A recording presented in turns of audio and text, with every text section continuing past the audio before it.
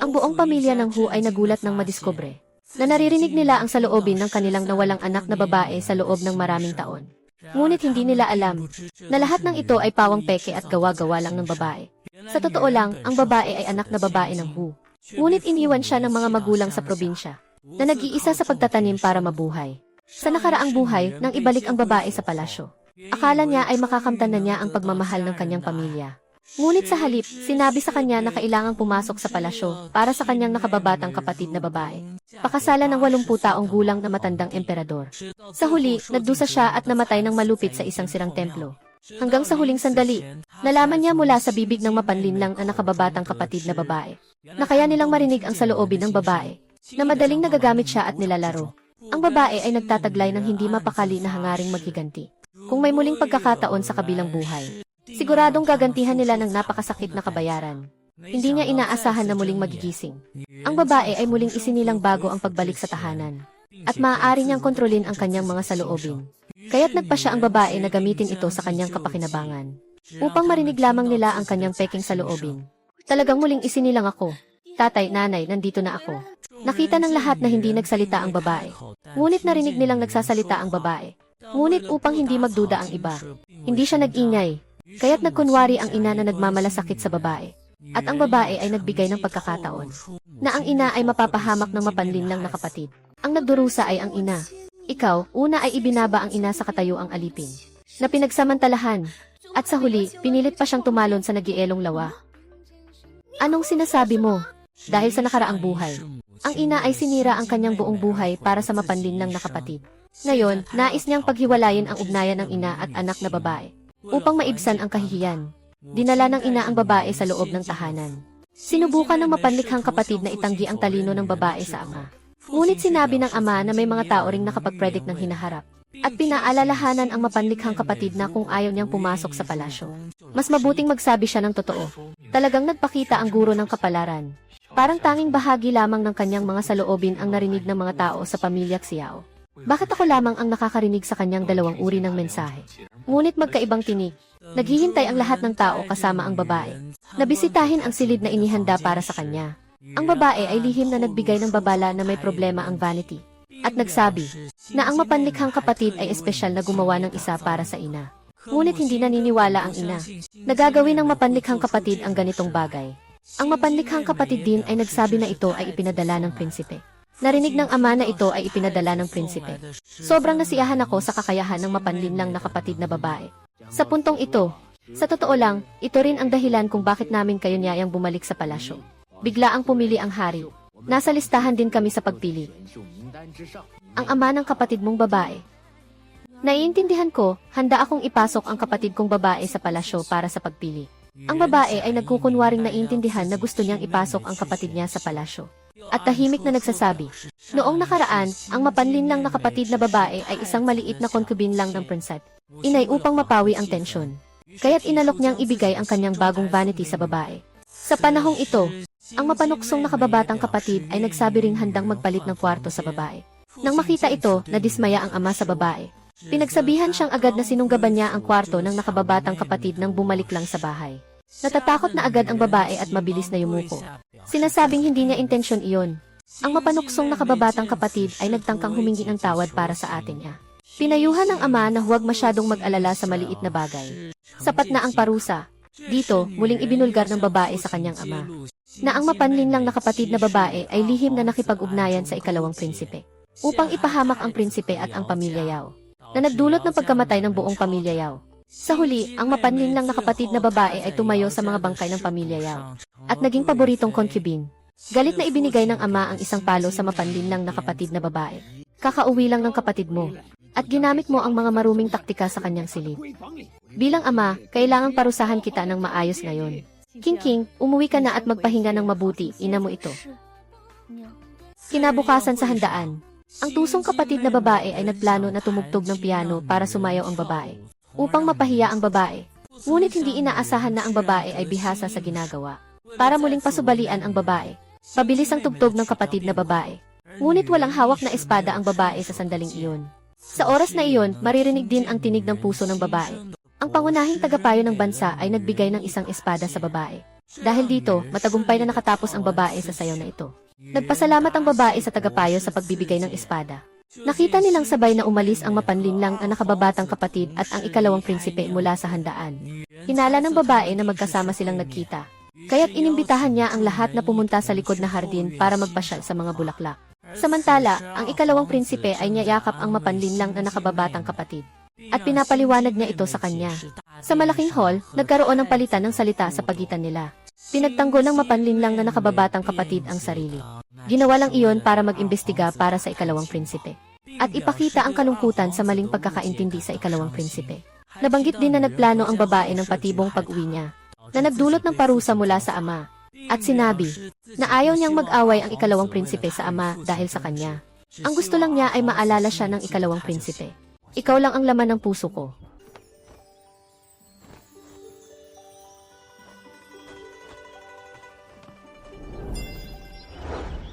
Alainan.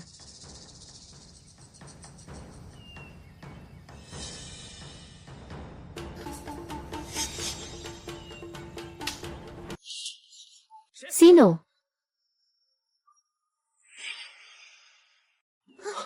Sino?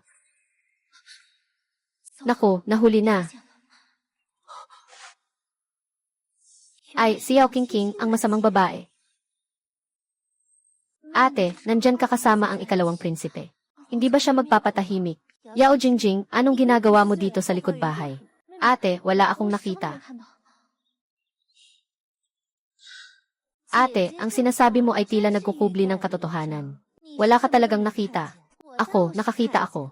Kagagaling lang ng kapatid ko sa palasyo, ayaw niyang magpahuli. At nakikipagtagpo siya sa mga alipin dito. Nakita ko rin. Yung bagong balik na anak ni Yao sa Yao Mansion, hindi maganda ang asal. Ikalawang prinsipe Yao Qingluan. Inuugnay mo ako. Pero ang totoo, ikaw ang nakikipagtagpo dito. Subukan mong sabihin, kapatid. Tingnan natin kung sino ang paniwalaan ng mga bisita sa bahay ngayon. Ako ba, ang pinakamagaling na babaeng talentado sa Beijing?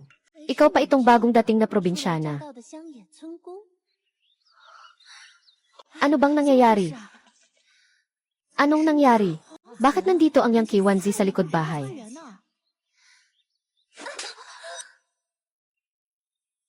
Ate, nagmamalasakit lang ako sa iyo. Paano mo nagawang manakit? Ikalawang prinsipe. Prinsip. Prinsip. Anong nangyari? Prinsip. Bakit mukhang napakahirap ng ikalawang emperador? Salamat sa dalang ng dalagang ito, Kuya Emperador. Hindi ko akalain na may ganitong tahimik na sulok sa hardin. Ang tanawin ng mga bulaklak at mga dahon ay napakaganda. Madalas bang makita ito? Masyadong mababaw ang sinabi ni Ginoong Xuan. Kailangan pang maghintay ng tamang panahon para sa mga bulaklak. Kailangan magbukas muna ang mga bulaklak para makita. Talagang tahimik ang lugar na ito, Ginoong Xuan. Si Ginoong Xuan ay kakasama lang ng binibining dako. Yung ikalawang emperador ay kasama ang prinsipe. Nangyari lang na dumaan si ikalawang Ginoo. Nakita niyang pinapagalitan ng prinsesa si Qingqing. Kaya't siya ay huminto upang magtanong tungkol dito. Alam mo naman si Qingqing. Prinsip, wag po sanang magalit kay Qingqing. Kakauwi lang niya mula sa probinsya. Hindi siya marunong sa mga alituntunin. Siguro sanay na sa probinsya sa paggawa ng mga bagay-bagay.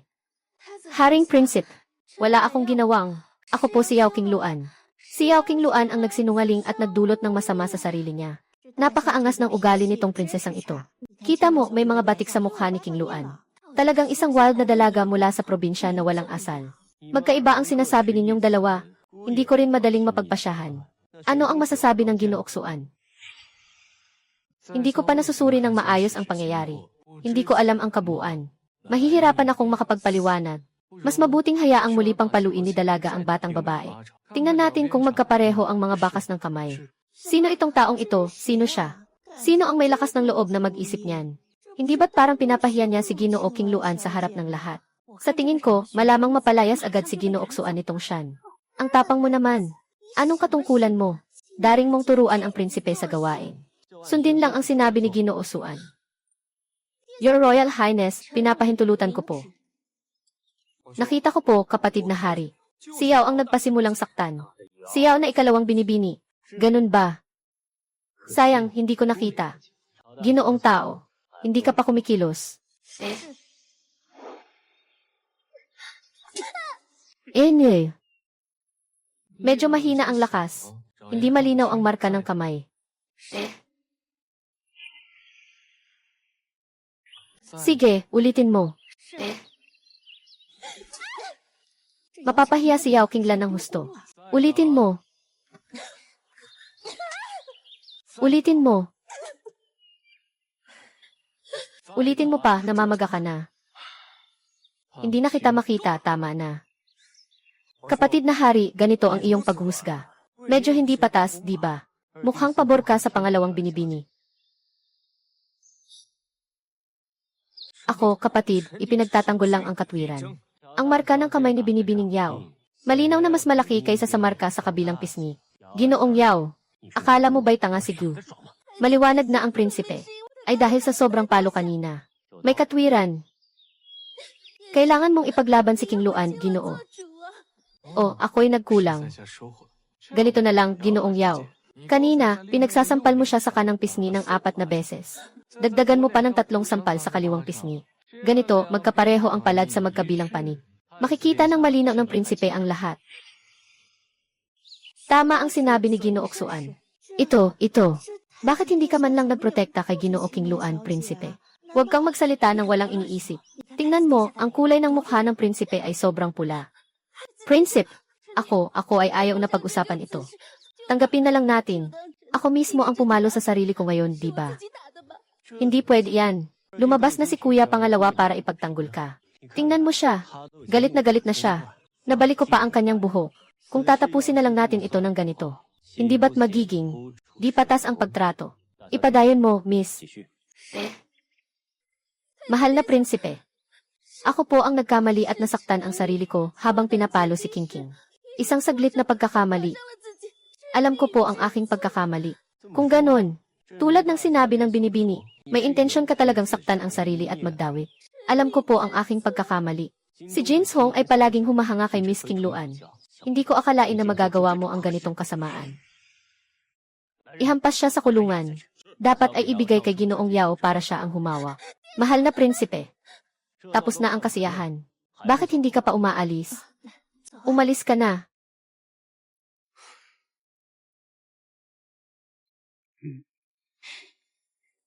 Maraming salamat, mahal na prinsipe. Saan ka pa, dapat ay magpasalamat kay Ginoong Yao. Tinulungan mo akong makita ang tunay na relasyon ni Yao King Luan at ng aking nakababatang kapatid. Huwag kang mag-alala. Ako lang ang hahanapin ni Erdi para ayusin ito. Hindi ko ipapahamak ang pamilya Yao. Maraming salamat, kagalang-galang na prinsipe. Si Ginoong Xuan ay tunay na taong may damdamin. Sabi niya, ikaw ang nanakit sa kanya.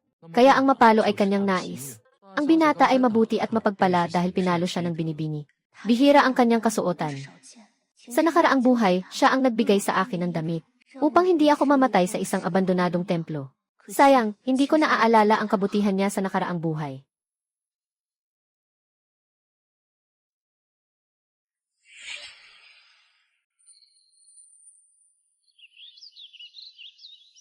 Oh, Yetsan. Kagabi, hindi ko na itanong ng maayos. Kakaakyat ko lang sa kabisera. Hindi ko pa naririnig ang tungkol sa isang pamilya na nagngangalang Xuan na ganito. Ako ay malapit sa pambansang guro. Dumating ako upang magpasalamat sa pambansang guro. Ah, ganoon ba? Ang taong ito ay may utang na loob sa akin sa nakaraang buhay. Sa buhay na ito, kailangan kong makahanap ng pagkakataon upang magbalik sa kanya. Ngunit ang pagtingin sa kanya na nakasuot ng marangyang damit, ay tila napakabanal kung ibabalik ko ito sa pamamagitan ng ginto at pila. Mas mabuti pa ang prinsipe. Ginoong Xuan, ako po ay isang maliit na babae. Kahapon ng gabi, may isang Diyos na pumasok sa aking panaginip. Sinabi ng Diyos sa panaginip na nagkaroon ng malubhang pagguho sa dam ng Jiangsu. Ang mga opisyal sa hukbo ay nagtatago at hindi nagulat kaya. Paano mo nalaman? Huwag kang mag-alala. Nagawa na ng pambansang guro ang mga kalkulasyon. Ang unang batch ng mga tulong sa sakuna ay naipadala na. Ayos lang, ayos lang. Kakaiba nga. Sa ilalim ng proteksyon ng pambansang guro, ang Daxia ay laging maayos ang panahon. Ngayon, ang unang batch ng mga tulong sa sakuna ay naipadala na sa kabisera. Mukhang tataas ang presyo ng bigas tulad ng dati. Bakit hindi nagbigay ng maagang babala ang pambansang guro tulad ng dati? Na ilang buwan bago ang pangyayari.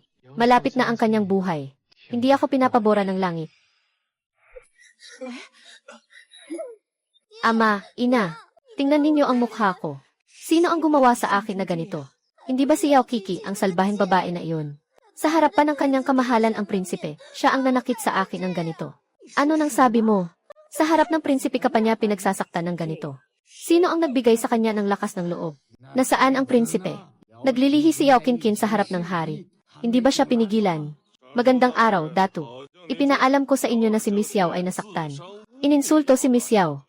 Ang prinsipe ay ang nagalit at pinalo si Yao upang turuan siya. Ay naku!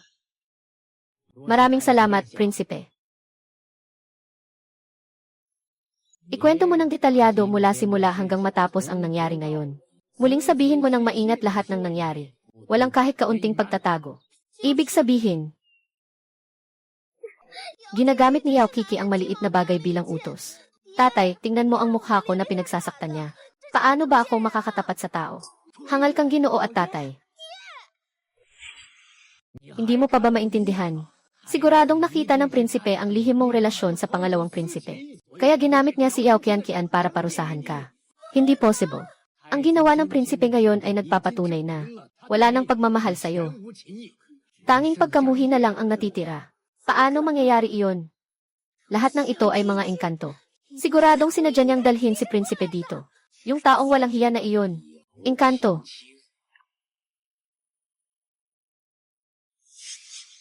Wu Esan. Tama ang sinabi ni Yao Qingqing. Talagang nagkaroon ng problema ang dam sa Jiangsu. Nasa panganib ang Jiangsu. Tiiyak na magpapadala ang kabisera ng pagkain para sa sakuna. Sa ganitong panahon, tiyak na tataas ng malaki ang presyo ng bigas. Ha ha ha ha ha. Tunay ngang pinagpala ang pamilyang Yao ko. Mayroon pa ngang isang diwata na nakakakita ng hinaharap. Sabi pa ni Ginoo noong araw, sa loob ng ilang araw, tumaas daw ng 10 beses ang halaga ng oktagon at mapait na bungang tan. Bibili ba tayo? Dali na at bumili ng 50,000 taels, hindi ba?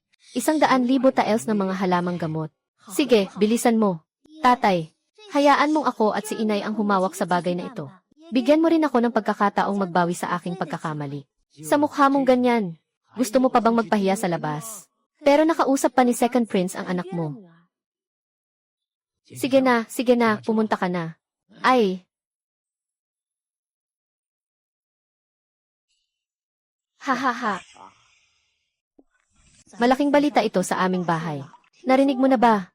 Maraming bigas ang naipon ng dalaga namin noon. Ngayon na tumaas ang presyo, na ibenta na lahat. Pero siya ay galing sa probinsya. Gaano kaya kalaki ang puhunan niya? Kahit tumaas ng 10 beses ang bigas, ilang pera lang ang kikitain niya. Tama ba, ang tatay ko talaga ang duwag? Kahit ang dalawang katulong alam na maliit ang puhunan. Kahit maliit ang kita, binigyan lang ako ng tatay ko ng 1,000,000. Para saan pa yun? Dahil alam na tataas ang presyo ng gamot. Dapat bumili ka ng bumili hanggat kaya. Gaano pa kalaki ang dowry mo, ina? May mga alahas pa ako na naipon. Bumili pa tayo ng mas marami. CJ, sandali, magtitiwala muna ako sa'yo ulit.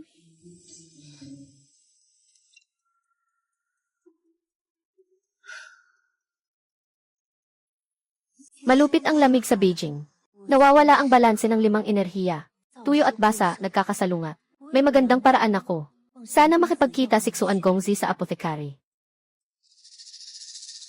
Ikabit mo siya sa kanyang mga binti, ganun.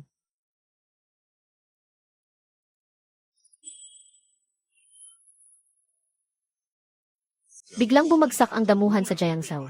Naghuhugas ang baha sa buong lugar. Nawala ng tirahan ang mga tao. Yung ikalawang prinsipe, siya ang nag-supervise nito. Kaya nitong matapos sa loob lamang ng 3 taon, pero bumigay agad ang dam. Paano mo ipapaliwanag ito? Ama! Pakiusap, wag magalit, ama. Habang binabantayan ko ang dam. Lagi akong nagsusumikap. Hindi ako nagdadalawang isip na magpuyat. Talagang nagkaroon ng malakas na ulan sa Jiangsu na hindi pa nararanasan sa loob ng 1,000 taon. Ito ay dahil sa pagbaha. Inaasar ako ng anak. Sire, ang ikalawang prinsipe ay nag-aalay ng sarili para sa bayan. Mahal ang mga mamamayan tulad ng mga anak. Ang malakas na ulan sa Zhejiang ay talagang isang kalamidad. At hindi kasalanan ng tao. Talagang hindi kasalanan ng tao, amang emperor. Nais kong magsampa ng reklamo laban sa emperor sa pang-aabuso ng kapangyarihan, pagtanggap ng suhol, at pagpapalit ng mababa sa mataas. Niloko ang banal na biyaya.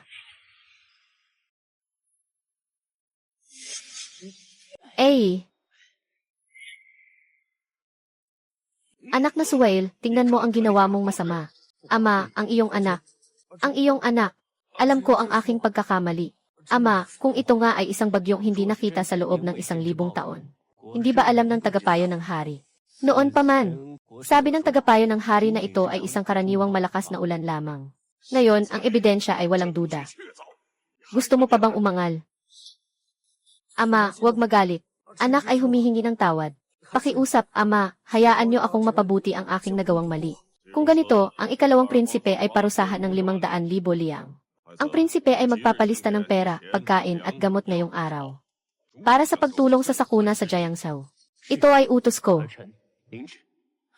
Ang kapatid na prinsipe ay kapatid ko rin. Masyado akong mahusay kumpara sa kanya. Dahil lang sa isang salita ni Zhuge-Xuan. Pinili siya ng emperador. Itaguyod ang mga karapat-dapat, hindi ang mga mahahabang linya. Iyan ay walang kabuluhan. Buti na lang at handa na ako. May kailangan ang ikalawang prinsipe. Nabigo ang ikalawang prinsipe. Ano ang ibig sabihin nito, Ginoong Yao? Ang pagbaha sa Jiangzhou ay hindi lamang responsibilidad ng ikalawang prinsipe. 500,000 ay parang alon lang na tumitigil. Ako'y isang hindi karapat-dapat na ministro, na naitalaga bilang ministro ng panloob. Nais ko rin sanang makatulong kahit kaunti sa mga biktima ng sakuna. Umaasa akong maalala ninyo ang taos pusong hangarin ko, haring tagapagpasya. Magandang hangarin ni Yao, ministro. Tatatandaan ko iyon. Ngunit sa harap ng malaking sakuna sa Jiangzhou. Yao, ministro, ang ilang libong taels na ito ay baka walang silbi. Ganito nga. Bilang isang matandang lingkod, handa akong magbigay ng tulong sa inyong dalawa. Kung hindi ninyo ako iiwan, mas mabuti pang pumunta kayo sa aking tahanan at magpahinga.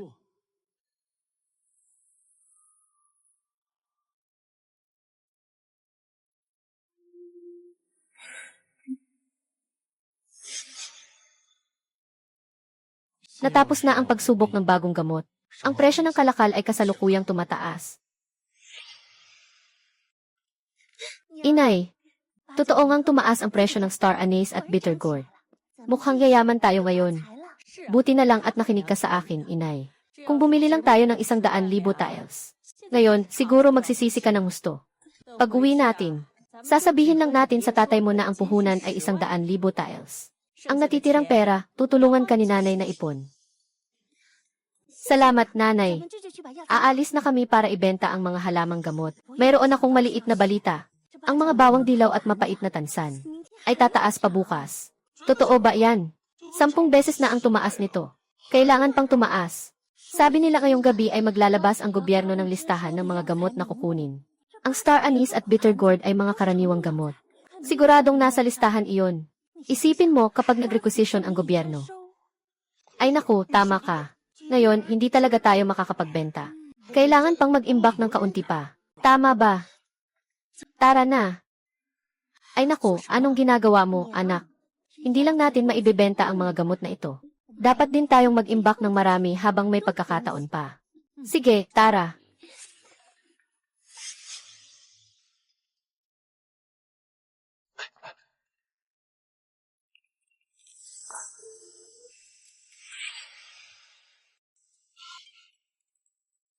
Salamat, Ginoo. Maraming salamat, Ginoo. Mukhang makakamit na ni Gian. Yao ang kanyang nais. Sa tingin mo ba, Ginoong Xuan, ako'y may pusong bato at makamandag. Maging sa sarili kong pamilya, ako'y malupit. Hindi ko alam ang hirap ng iba. Huwag magpayo sa iba na maging mabuti. Wala akong karanasan sa nakaraan ng isang dalagang mayaman. Kaya't wala akong karapatang husgahan ang iyong mga kilos. Ngunit sa aking pananaw, ang dalagang mayaman ay tapat ang isip. Hindi siya masamang tao nang walang dahilan. Talaga bang ganito ang iniisip ni Ginoong Xuan? Minsan, maging ako ay naiisip kong ako'y isang masamang tao. Ang mga taong ganito ay nag-iisip tungkol sa kanilang sarili. Hanggang saan pa balalala ang masama? Lalo na pa nga, mas epektibo ang bagong reseta na ibinigay ni Binibining Yao. Mas mababa pa ang gastos. Pumasok na ang prinsipe sa palasyo para magharap sa hari. Pagkatapos mailakhala ang reseta, Tiyak na magpapasalamat ang mga tao kay Binibining Yao. Wala naman akong ganoong malasakit. Gusto ko lang na ang aking ina at ang aking kapatid na babae ay hindi malugi ng todo. Ah!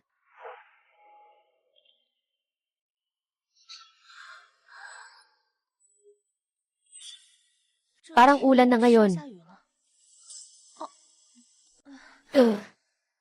Salamat, Ginoong Xuan. May bagyo sa daraanan. Mag-ingat ka sa paglalakbay, Binibining Yao. Paalam. If that's it ha. Haha. Hoy, Your Highness, bakit mo? Matagal nang hindi nagkita ang King Luan. Nawalang galang ang ikalawang prinsipe. Huwag sanang magalit ang prinsipe. Walang anuman. Kamusta ang kita ninyo sa pagbebenta ng mga gamot? Ngayon, tumaas ng higit sa 0 beses ang presyo ng mga gamot. Hahaha, mabuti. Napakabuti, Gengen. Ikalawang prinsipe, handa ang iyong matandang lingkod na ibigay ang lahat ng perang ito. Mabuti. Ang pagmamahal ni Yao Xiangshu sa bayan. Aking naitala ito. Haha, haha, haha. Tatay, hindi pa natin naibenta ngayon. Ang mga gamot, Jitsen. Ngayong gabi, magbibigay ang gobyerno ng utos na bilhin ang mga gamot pang sakuna. Siguradong kasama sa listahan ang anis at bitter pot. Tataas pa ang presyo bukas. Magbubukas ang pamilihan bukas. Agad-agad akong pumunta para ibenta lahat. Ganon ba? Sabi nila si King Luan ay may matalim na mata. Haha. Ikalawang prinsipe. Katatapos lang ipalabas ng gobyerno ang listahan ng mga gamot na kailangang kunin. Magkano ang presyo ng anis at bitter pot? Hindi kasama sa listahan ang dalawang gamot na ito. Ngayon, ang presyo ay...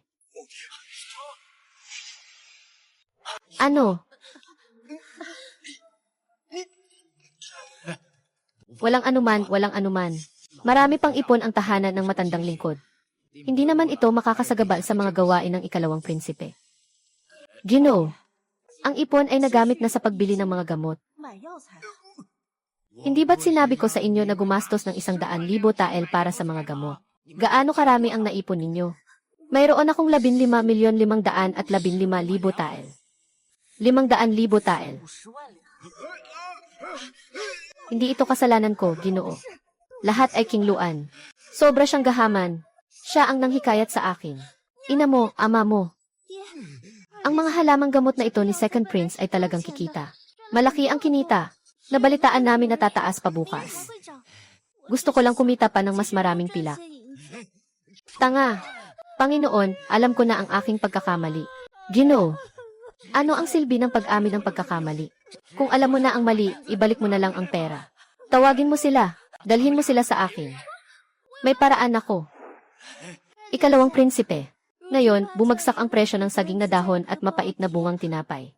Dahil iniisip ng mga tao na wala silang silbi. Pero kung sa ngayon, may uri ng sakit sa kabisera, na kailangan gamitin ang 2 uri ng gamot para magamot. Kaya't ang mga gamot na naipon natin ay magagamit din pala. Ang sinasabi mo ay ang pagpapalaganap ng kakaibang lason. Hindi naman kailangang sobrang seryoso ang kakaibang lason. Haring ikalawa, ang 2 uri ng gamot na ito ay pampaalis ng bulit at pampalamig. At ang mga ito ay para lang sa mga maliliit na sakit tulad ng lagnat at pananakit ng ulo. Basta't maayos ang paggamit at maagap ang paggamot, hindi naman marami ang mamamatay. Sa bahay ng ikalawang prinsipe may mambubulas ng insekto mula sa south border. Basta magdala ka lang ng mga nakakalaso na insekto na pwedeng magdulot ng mga sintomas na ito. At magkalat ka lang sa mga lugar na maraming tao. Tataas ang presyo ng mga gamot na ito. Ang ikalawang prinsipe ay hindi nag-imbot sa malaki. Sa ganitong paraan ng maliliit na bagay, nabigyan ko siya ng malaking ebidensya laban sa akin. Ikalawang prinsipe, hindi rin naman siya naiiba sa akin na sumakay sa parehong bangka ng mga magnanakaw. Kailangan lang niyang isipin na hawak niya ang aking buhay. Doon lamang siya magiging tapat sa akin at tiwala sa akin. Tama ang sinabi ni Ginoong Yao. Sa totoo lang, mayroon akong ganitong bagay. Ngunit hindi ko pa ito nasubukan. Huwag mag-alala, ikalawang prinsipe. Iwanan mo sa akin ang pagsubok ng bisa ng gamot.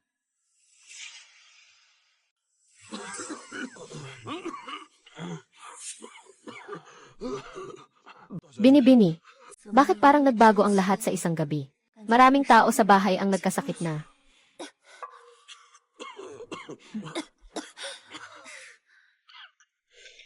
Sila ang ama at ina, sa malaking Ginoo at Ginang, at sa ikalawang Ginoo at Ginang, at pati na rin sa ikalawang babaeng anak. Agad silang umalis sa gabi para magpahinga sa isang maliit na bahay sa probinsya. Kagabi lang silang nagkaroon ng malaking lugi dahil sa gamot. Bakit pa sila magpaplano na maglakbay sa kabisera ngayon? Lugi sa gamot. Pag-imbak para sa pagpapagaling. Nako, agad na isara ang pinto ng bahay.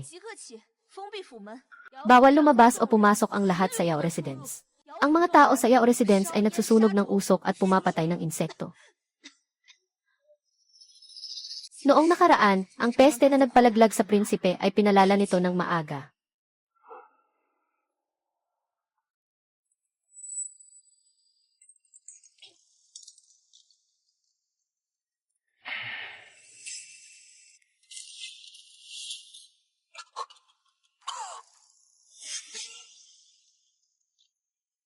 May tao, maghanda ng sasakyan papunta sa Yao Mansion.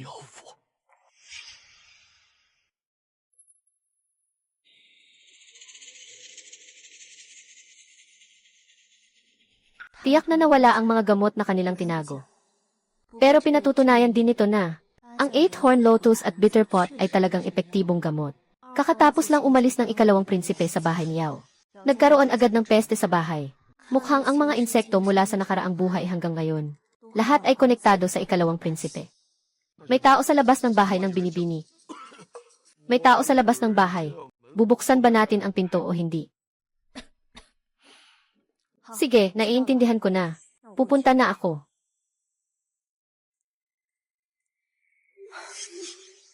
Mga panauhin sa labas. Ang Yao na bahay ay nagsara muna sa mga bisita nitong mga araw, paalam na. Binibini, ayos ka lang ba? Delikado dito, Ginoong Xuan. Bakit ka nandito? Anong nangyari sa tahanan ni Yao? May kailangan ka ba ng tulong ko? Maraming tao sa tahanan ni Yao ang nahawaan ng laso ng bulit ngayon. Ang sakit na ito ay nangangailangan ng bawang ng 8 sulok at mapait na tanso. Bilang pangunahing mga halamang gamot, hindi ko alam kung maaari mo akong tulungang bumili ng ilan. Ihagis sa loob ng bakod ng bakuran. Swerte, dala ko sa aking karwahe ang 2 halamang gamot na ito. Ang gamot ay napakabuti. Maraming salamat, Ginoong Xuan. Malaking tulong kayo sa amin sa pamilya Yao.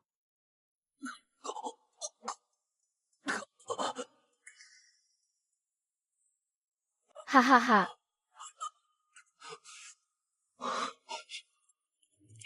Ha. Tunay nga. Kapag sinubukan mong silipin o panghimasukan, ang kanyang kapalaran, babalikan ka ng kaparusahan ng karma. Ginoong Xuan, ano ang nangyari sa iyo? Walang anuman. Masaya ako na makatulong sa iyo, Binibini.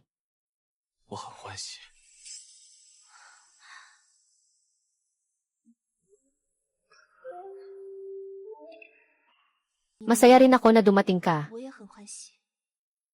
Binibini. Natakot ka ba? Bago ka dumating. Natatakot pa rin ako. Pero hindi ko alam kung bakit. Parang ikaw ang aking swerte. Kapag nandyan ka na, may mabuting mangyayari.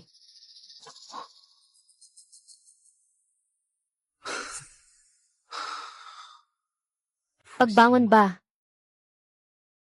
Sana ako na lang ang malas.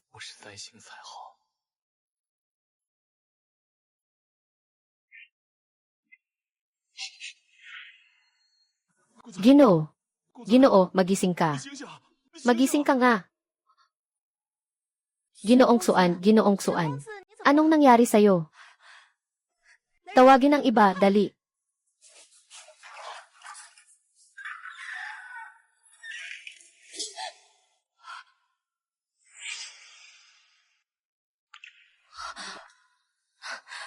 Anong nangyari sa kanya? Ang anak ng aking pamilya ay hindi masyadong maganda ang kalagayan kamakailan. Narinig kong may nangyari sa tahanan ng dalaga. Kaya't nagmadali akong dumating. Marahil ay pagod lamang siya. Tawagin ang tao. Mabilis, tulungan ninyo si Ginoong Xuan na pumasok.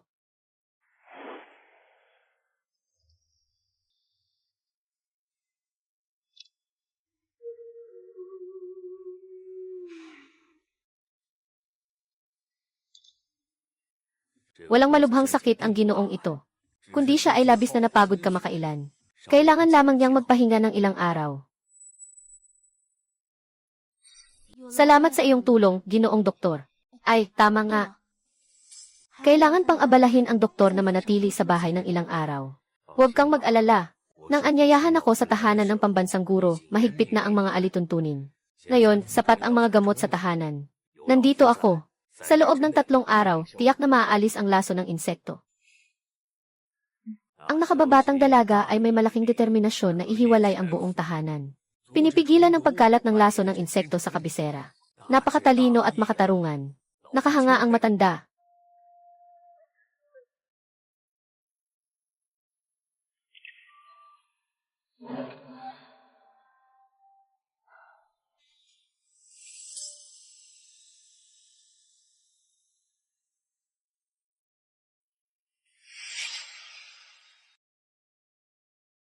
Anong laso ng insekto? Amang Emperor, mukhang maraming palatandaan ng laso ng insekto sa paligid ng kabisera. Ngunit ang pambansang guro ay nakapagbala ng mga ito.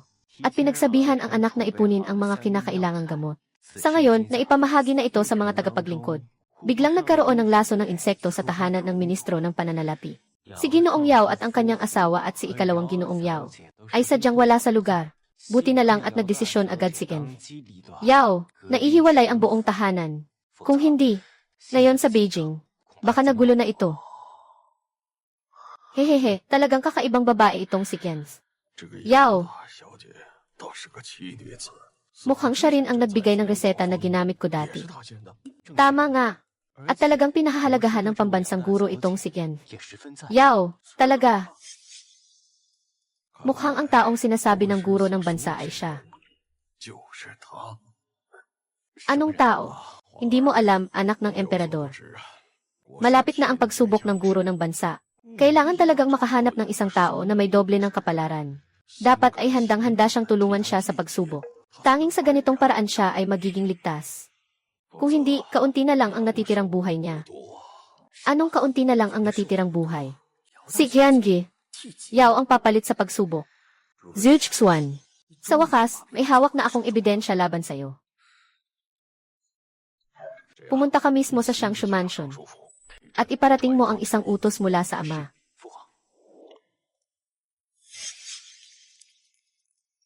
Salamat, Ginoong Xi, sa pagpapadala ng gamot. Mukhang naalis na ang peste sa bahay. Maaari nang maginhawa ang binibini. Ginoong Xuan, napakabuti mo. Malaki ang naitulong mo sa pagpapadala ng gamot. Bumalik na ang binibini at ang Ginoo. Pero hindi pumasok sa pinto. Sa halip, maraming tao ang nagkumpulan sa labas ng pinto. Sinasabi nilang tayo ang nagkalat ng malubhang droga. Gusto nilang magbigay tayo ng paliwanag sa mga tao sa Beijing. Mas maaga pa ito ng kalahating araw kaysa sa inaasahan ko. Ayos lang. Sa harap ng buong Beijing, haharapin ko ang utang na ito. At aayusin ko ito ng maayos. Makinig kayong lahat sa isang salita ko. Dahil ang insekto sa Jincheng ay nagmula sa aming Yao na puno. Hindi tayo sa pamilya Yao ang mananahimik lang. Pagkatapos maparusahan ng husto ang mga salarin. Ilalabas namin ang mga halamang gamot para magpagaling at makatulong. Anong laso ng insekto? Hindi ko pa narinig ang tungkol sa laso ng insekto. Sino ba ang nakakaalam? Sa sinabi niya, parang magbibigay siya ng halamang gamot. Kung libre, bakit hindi kunin?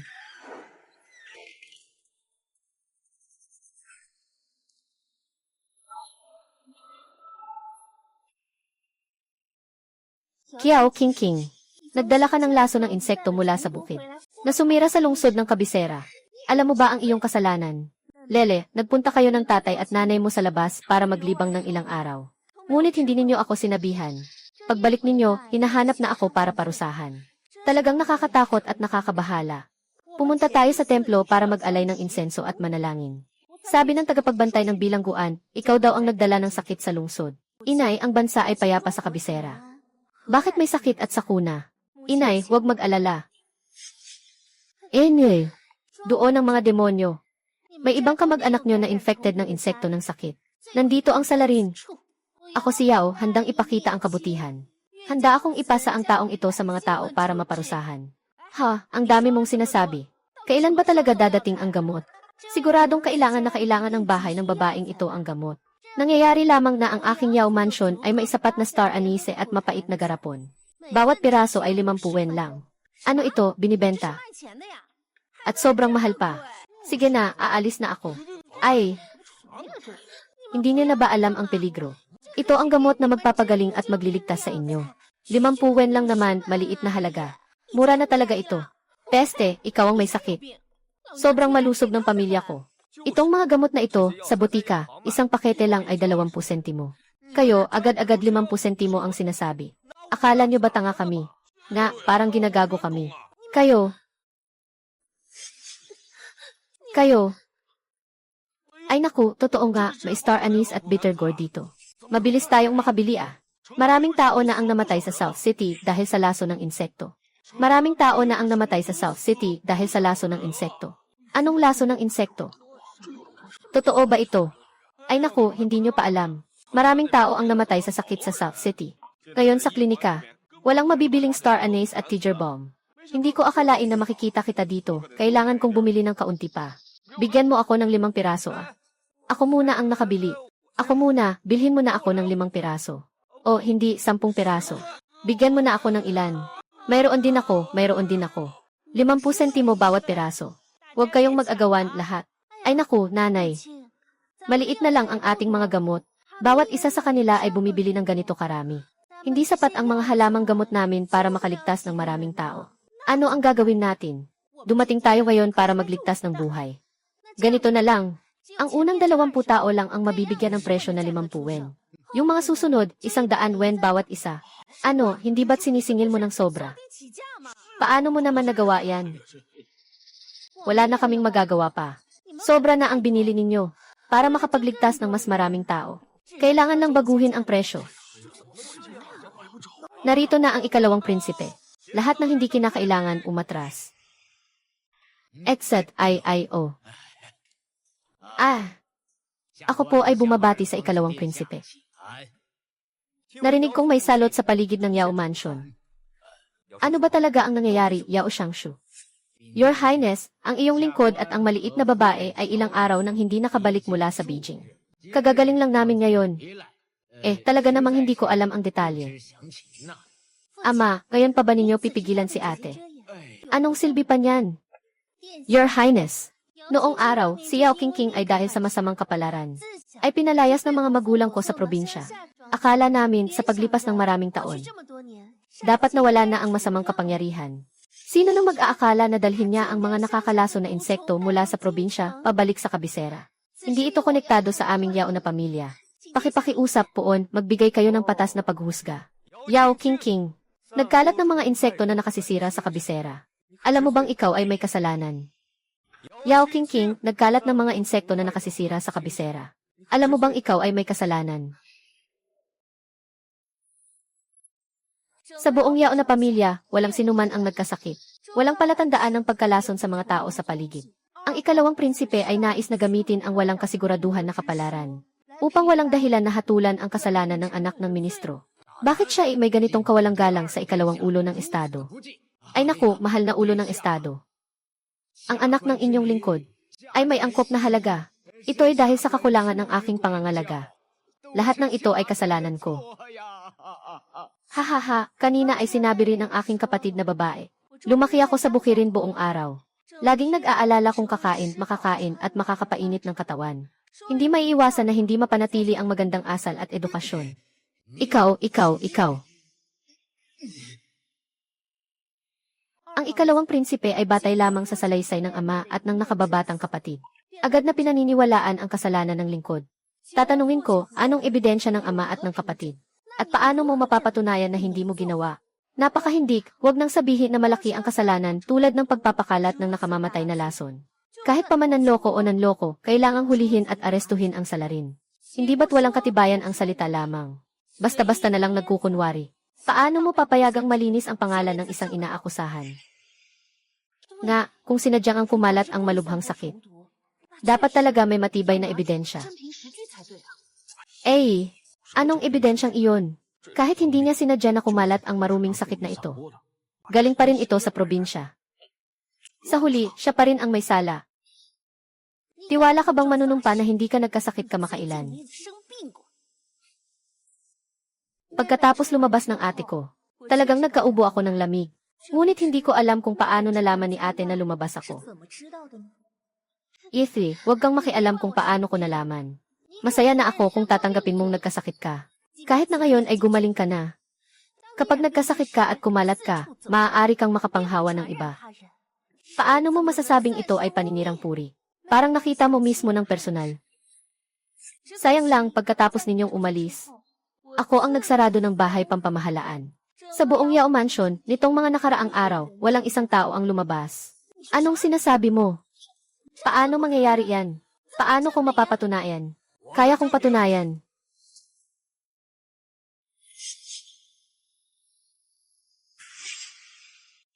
Kaya kong patunayan.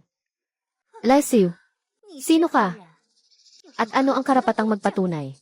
Karapat dapat ba ako? Natanungin si Binibining Yao. Hindi ba pwedeng si Haring Pangalawa?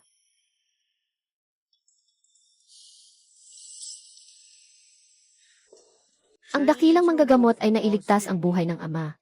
Isang tagapagligtas ng kaharian. Maraming beses na hiniling ng ama. Ngunit palaging tinatanggihan ni Dr. Zhang sa pagsasabing siya ay naglalakbay. Hindi ko alam kung bakit siya nandito ngayon. Ako ay inimbitahan ng punong tagapayo ng kaharian upang magpatingin sa tahanan ni Yao. Bago pumasok sa tahanan, may sinabi na ang Glen. Yao, sa araw ng pagdating, maliban na lamang kung walang sakit, hindi ka maaaring umalis ng tahanan. Kaya't naghintay tayo hanggang ngayon. Oh, Yao King, ang lakas ng loob mo ah. Alam mo bang kahit ang ama mong emperador ay nakakita kay Zhang Shenyi, dapat tayong magbigay ng kaunting paggalang. Ano ng karapatan mo para pigilin siya sa bahay? Sumpa, hindi ka makapaniwala na nagkakaganyan ka. Alam mo ba kung gaano karaming pasyente ang maapektuhan ng iyong pagsuway? Mahalaga ang buhay ng tao. Kaya mo bang sagutin ito? Alam mo ba ang bigat ng iyong ginagawa? Isipin mo ng mabuti. Ang hindi nakakaalam ng tama ay may iba pang tao. Ito ang pinaghihinalaan ng lahat sa Yao Fu. Ang sakit ay talagang isang nakakahawang na insekto. Kung hindi dahil sa mabilis na desisyon ni Yao Daisy, malaking karunungan, malaking katatagan, ipinasara ang buong bahay. Hindi pwedeng pumasok o lumabas.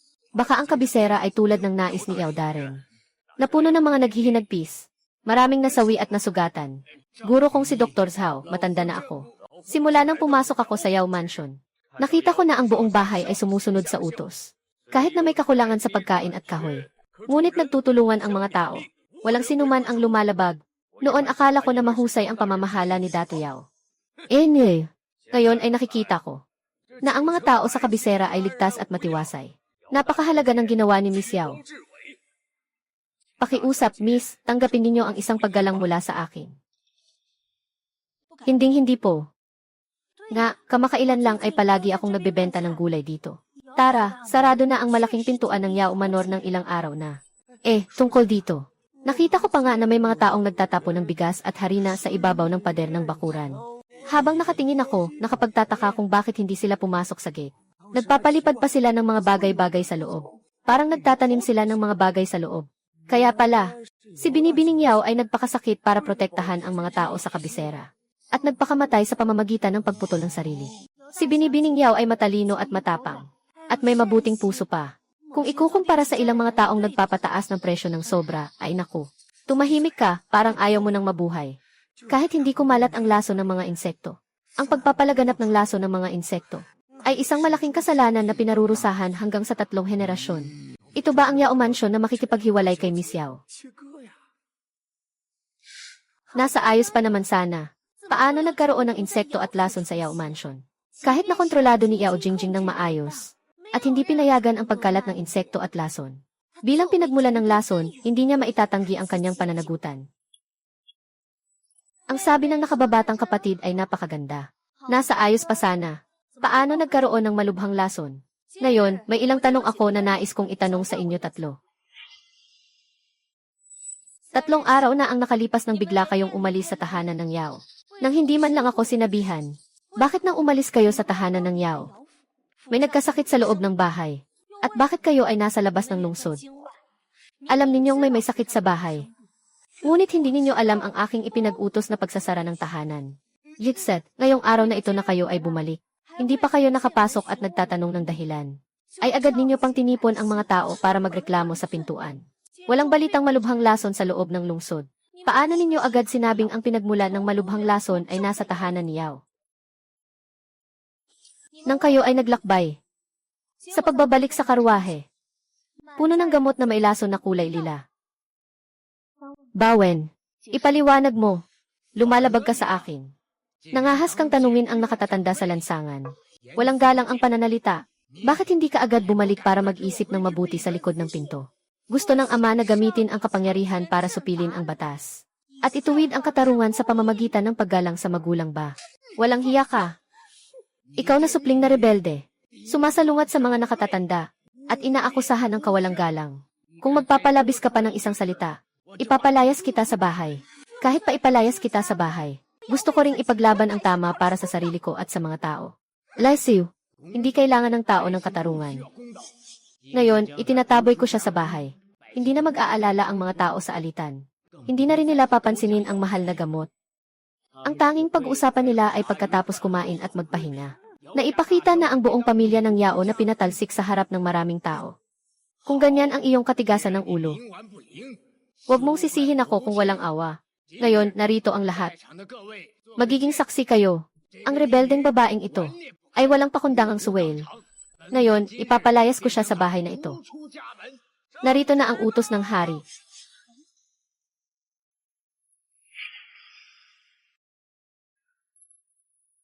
Ang lugar dito ay angking kasiyahan. Kasama rin si Segundo. Magandang araw, kapatid na hari. Hindi ko alam kung anong mahalagang utos ito. Talagang nagpadala ang aking nakatatandang kapatid ng utos. Ang utos na ito na ipinadala sa tanggapan ng mga ministro. Tiyak na ito ay ang utos ng emperador na kanselahin ang pagpili ng mga dalaga. Kung ipapahayag ito at saka siya paalisin sa bahay. Mukhang kami sa pamilya Yao ay nagtatag ng tulay at sinira ito. Dapat itong mangyari bago ipahayag ng prinsipe ang utos. Tanggapan ng mga ministro ng ugnayan. Sandali lang, prinsipe. May nais akong ipaalam. Ginoong Yao, ano ang hindi maaaring hintayin hanggang matapos ang utos ng tiyahin? Bumalik sa prinsipe. Hindi marunong magturo ang matandang lingkod. Nakapanganak siya ng isang suwail na anak na babae na nagdududa sa mga magulang. Balak kong putulin ang ugnayan kay Yao Qingqing. Naway magpatawad ang prinsipe. Ang dugo at laman ni Yao Xiangshu. Hindi ito basta-basta pwedeng putulin. Pinapayuhan kita na pag-isipan mo ito ng mabuti. Ang suwail na anak na babae ay matapang at walang takot. Walang paggalang sa nakatatanda. Matagal na pinag-isipan ng matandang lingkod. Talagang wala nang kakayahang magdisiplina. Kailangan ng putulin ang samahan para maitama ang ating dangal. Hindi ka nagsisisi. Hindi talaga ako nagsisisi. Si Yao Qingqing ay tumanggap ng utos. Lingkod na babae. Ako, isang karaniwang tao, ay tumanggap ng utos. Kagawaran ng pananalapi. Ang mamamayan ng dakilang siya na si Yao Qingqing ay muling nag-aaral ng hindi naguguluhan. Sa gitna ng kahirapan ay nananatiling maalala ang kanyang pangalan. Kalma at matalino. Karapat dapat maging huwara ng mga babae sa ating dinastya. Espesyal na ipinangalan bilang prinsesa ng King An. Ipinagkaloob na ikasal kay pambansang guro Zhu Xuan. Pipili ng araw para sa kasal, ipinatutupad ito. Anong prinsesa? Ano ang karapatan niya? Hindi ako pwedeng ipakasal. Ako at Sixuan Gongzi. Hindi ako at Sixuan Gongzi. Mali, bakit narinig kong may ipapakasal? Ang una kong naiisip ay Sixuan Gongzi. Hindi ba ako sapat para sa kanya?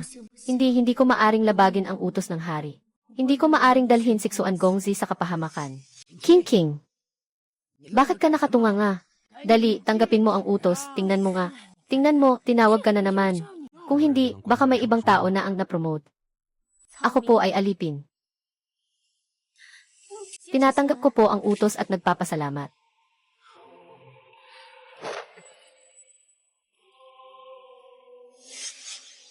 Hey. Isas-isat, halik. Napakapalad po namin. Tunay na malawak ang biyaya ng emperador. Ako pong matandang lingkod, nagpapasalamat sa ngalan ng aking anak na babae. Binabati kita, Ginoo at Ginang. Ah, mali pala. Nakalaya ka na mula sa Yaofiu. Mula ngayon ay ikaw na ang prinsesa ng King An. Harinawang magtagumpay ang prinsesa ng King An. Harinaway magtagumpay ka ng walang hanggan. Ay! Maraming salamat, prinsipe. Lahat tumayo na. Salamat, Ginoo at Ginang.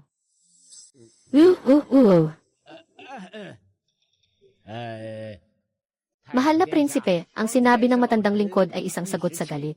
Pakiusap, huwag itong isiping masyado ng mahal na prinsipe. Si Prinsesa King An ay naitalaga na sa kasal. Tila malapit na ang kanyang kasal. Kung wala ang mga magulang na narito, paano siya makakapag-asawa ng maayos? Sa tingin ni Ginoong Yao, ang dangal na ibinibigay ng aming royal na pamilya kay Prinsesa King An ay hindi kasing halaga ng iyo. Ang Yao Mansion ba na pwedeng hulihin siya anumang oras kapag lalabas? Ay, hindi po ako nangahas, Ginoo. Ay, kagalang-galang na prinsipe. Hindi lumaki si King King sa aking tabi mula pagkabata. Nahirapan siyang makabalik sa kabisera. At bago pa man siya makasaya sa aking piling ng ilang araw, kailangan na niyang magpakasal. Kung hindi siya makakalabas ng Yao Mansion sa aking pahintulot, ang puso ng asawa ng lingkod, ay naku. Nang ako ay paalisin ng Ministro Yao mula sa bahay kanina, ang puso ng ginang ng ministro ay maayos pa rin. Bakit ngayon lang siya nagsisimulang makaramdam ng hindi maganda? Baka hindi niya kayang makita na maganda ang aking kalagayan. Baka hindi niya kayang makita na maganda ang aking kalagayan. Hindi iyon ang aking intensyon. Ay naku. Talagang ibang-iba na si Prinsesa Jing'an ngayon. Noong nakaraan, siya ay isang simpleng alipin sa bahay. Ngayon, sa isang iglap ng kapangyarihan, nalimutan na ang mga ugnayang pamilya. Ngayon, hindi na kami kilala ng pamilya Yao. Hindi niya ako kinikilala bilang kapatid na babae. Ngunit kailangan ko pa ring batiin ka sa iyong bagong kasal. Ngunit, hindi ko alam kung ilang taon na ang iyong asawa, ang pambansang guro. Ang pambansang guro ay nasa korte na ng 20 taon. Siguro nasa 45 o 50 na siya. Hindi lang iyon. Narinig ko na ang mga estudyante ng pambansang guro ay nasa 45 na rin. Kung ganoon, siguro nasa 67 o 70 na siya. Ay, ang tanda na pala niya. Talagang nakakaawa ang ating prinsesa ng King An. Hindi ba't ang pagbibigay ng titulo sa hari ngayong kasal ay para lang mapanatili ang kapangyarihan ng pambansang guro?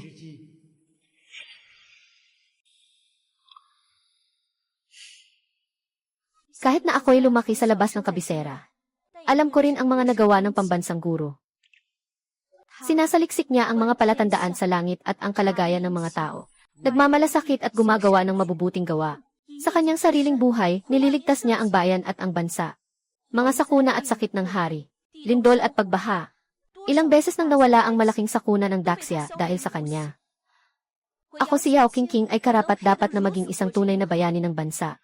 Walang dahilan para magselos. Kung hindi dahil sa binigay na gamot ng pambansang guro 3 taon na ang nakalipas. Matagal nang pumanaw ang mga magulang mo. Bago nito, pinagawa ng pambansang guro na baguhin ang daloy ng baha. Kaya't halos isang buong semestre siyang nakahiga bago nakabangon. Si Princess King An ay nagpasobra. Si Princess King An at ang pambansang guro. Talagang isang perpektong pares na likha ng langit at lupa. Princess King An, guro ng bansa. Talagang may malaking nagawa ang guro ng bansa. Nagdulot ng biyaya sa lahat. Sayang, ilang taon na lang ang kaya niyang ipagtanggol ang Daxia. Miss Yao, parang sinisiraan mo ang guro ng bansa. Kahit ang Diyos na pagong ay may buhay, may hangganan din ang buhay. Kung maayos ang kalusugan ng guro ng bansa, bakit hindi niya mahulaan ang salot na ito? Yao King Luan, ikaw. Dahil ang aking posisyon ay palaging nakatuon sa mga kalamidad. Sa mga ganitong uri ng mga sakunang dulot ng tao. Talagang pagod na ako sa pag-aayos.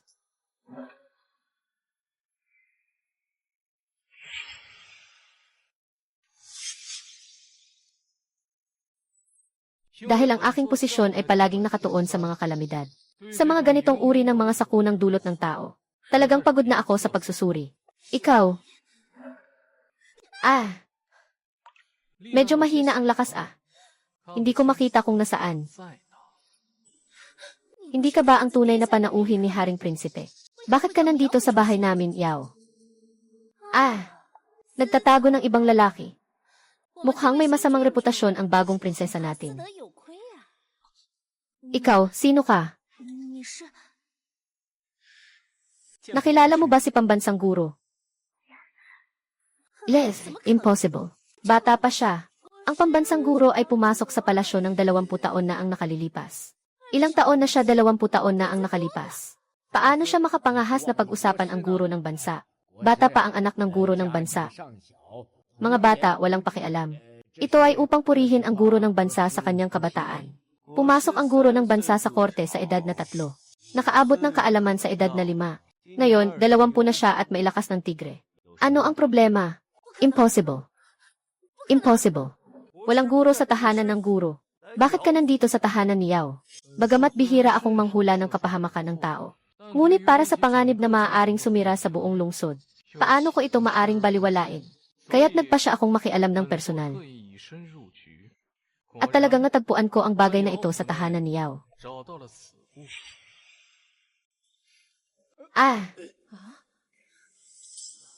Ano ito? Hindi pa namin kailanman nakita. Ang kampo ay ang lugar kung saan nagmula ang insekto. Kahit na personal kong nahanap ang bagay na ito sa Yao Mansion. Ngunit si Dato Shangshu ay may maraming pagdududa pa rin. Ayaw kong basta-basta magmalabis. Kailangan naming malaman ang pinagmulan nito upang makasuhan. Ayon sa paraan ng pagtuklas ng laso na ito, dapat ito ay gawa sa timog na bahagi. Sa Beijing, hindi mahirap hanapin ang mga taong may koneksyon sa timog na bahagi. At dapat ay hindi mahirap makahanap ng impormasyon tungkol dito. Huwag kayong mag-alala. Sa loob ng 3 araw, matutuklasan ko ang salarin. Para mabigyan ng hustisya ang mga tao sa kabayanan. Kahit na makuha ni Zujksuan ang botelya ng gamot, hindi niya mapapatunayan ang kasalanan ng aking tigre. Kung talagang walang paraan, sa oras na iyon gagawin ko ang guro ng estado. Kayo ay isang Diyos na bumaba mula sa langit. Bakit hindi ninyo direktang matukoy ang tunay na salarin sa likod nito? Hulihin ang salarin na nagkalat ng laso ng insekto. Alam ng Diyos na ang labis ay nagdadala ng kakulangan. Nagsiselos ang mga tao sa akin dahil kaya kong magpabaya sa daang makalangit. Ngunit hindi nila alam na may kapalit ito. Ang aking buhay ay hindi na mahaba. Ilang beses kaya ang kailangan para makabawi ng ilang araw?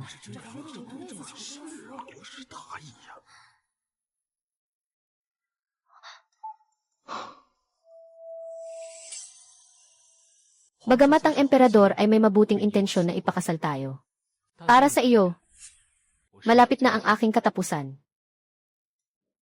Ako na ang makikipag-usap sa kanyang majestad tungkol sa kasal na ito. Mas pipiliin mo pang labanan ang utos kaysa pakasalan ako.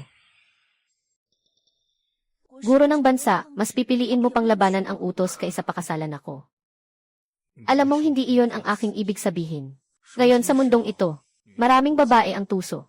Kung ikaw ay bagong kasal at biglang balo, hindi ba ito magiging kapahamakan sa buong buhay mo? Ang tao ay nabubuhay ng isang beses. Puno ng swerte at kapahamakan. Sino ba ang nakakaalam kung alin ang mauna, bukas o ang sakuna? Kung sinasabi na ang Ginoong Xuan ay humaharap sa pagsubok ng langit, ako naman ay humaharap sa sakuna ng tao. Hindi matiyak. Habang nandito ako, tiyak na poprotektahan kita. Kung ganun, bakit hindi mo kayang makipag-isa sa akin?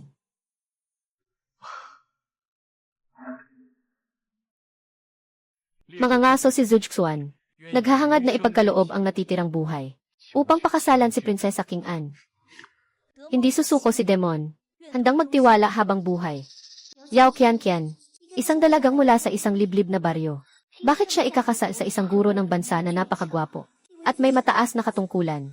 Kung siya ay nananatili pa sa baryo, ako sana ang pagkalooban ng titulong guro ng bansa ngayon.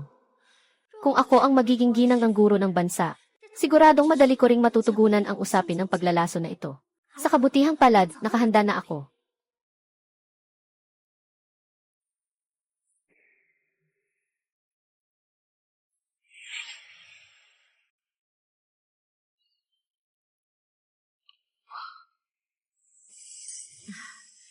King, tingnan mo, lumalapit na ang gabi. Kahit hindi ka man aminin, wala pa kaming matutuluyan sa oras na ito. Hindi ka ba isang dalagang prinsesa na hindi pa nag-asawa? Kailangan bang pumunta sa palasyo ng tagapayo o sain? Mas maganda sana kung magtatagal ka pa sa bahay ngayong gabi. Hayaan mong ako ang mag-aalaga sa iyo. Ginoo tagapayo. Laging nakatago at tahimik. Bihira akong manatili ng ilang araw sa tahanan ng Shangshu. Hindi ko pa na ipapakita ang pagiging mabuting tagapag-ayos. Pakiusap, manatili ka pa ng isang gabi. Ako rin ay masaya. Maghahanda ako ng salu-salo para sa iyo.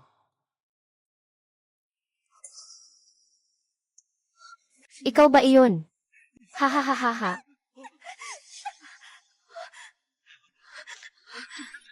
Hindi ito kasalanan ko.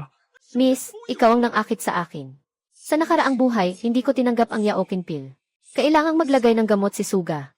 Kulang ang baka. Nilalapastangan ang aking kalinisan.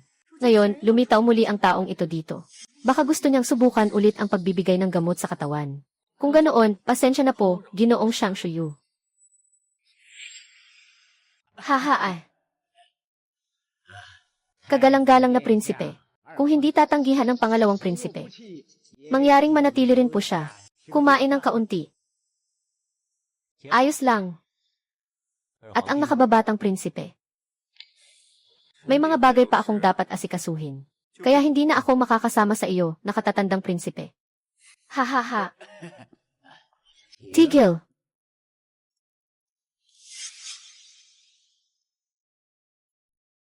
Basta't si Yao Qingqing ay mawala ng danga sa harap ni Zhu Xuan. Tiyak na hindi siya magiging interesado sa kanya. Ngunit ang kasal na ito ay ipinagkaloob ng emperador. Hindi pwedeng basta-basta pawalang bisain. Pagdating ng panahon, kapag inilahad ko ang pagpapalit ng asawa, syempre tatanggapin niya. Si Yao Qingqing ngayon. Kailangan kong mabawi lahat ng ninakaw mo. Ha!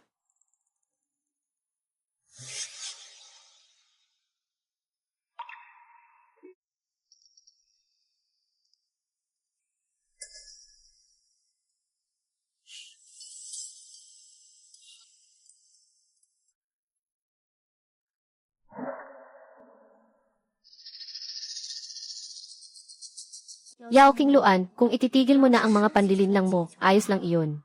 Pero kung hindi, ito ay magiging dahilan ng iyong pagbagsak.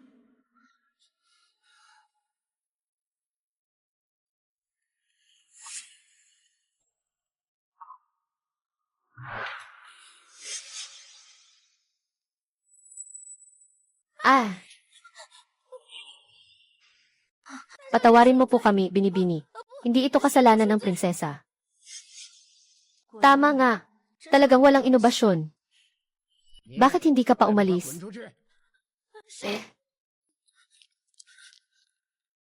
Pupunta ako para magbihis.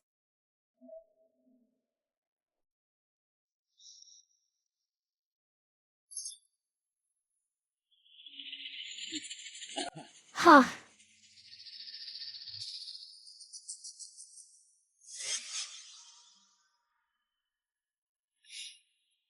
Anong walang silbi na bagay?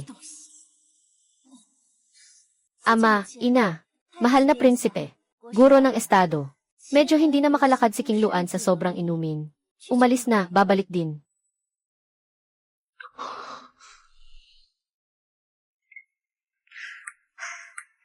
Tapos na ang malaking gawain.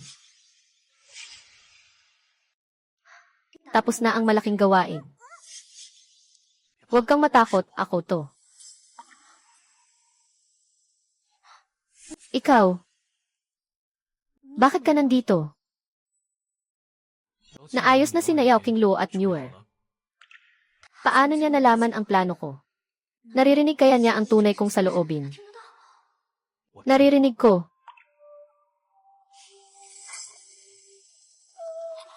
Ah! Hindi ko magawang turuan ang prinsesa ng maayos. Matagal nang nagbabalat ng damit si Qingqing, pero hindi pa rin bumabalik. Talagang walang disiplina. Parang si Yao Qingluan ay hindi pa rin umalis sa tabi. Hindi nagsasalita si Madam Yao tungkol sa kawalang galang ng anak niyang babae.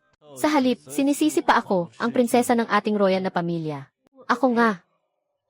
Mahal na prinsipe. Dapat nandyan sa harap na silid ang prinsesa King An. Tayo.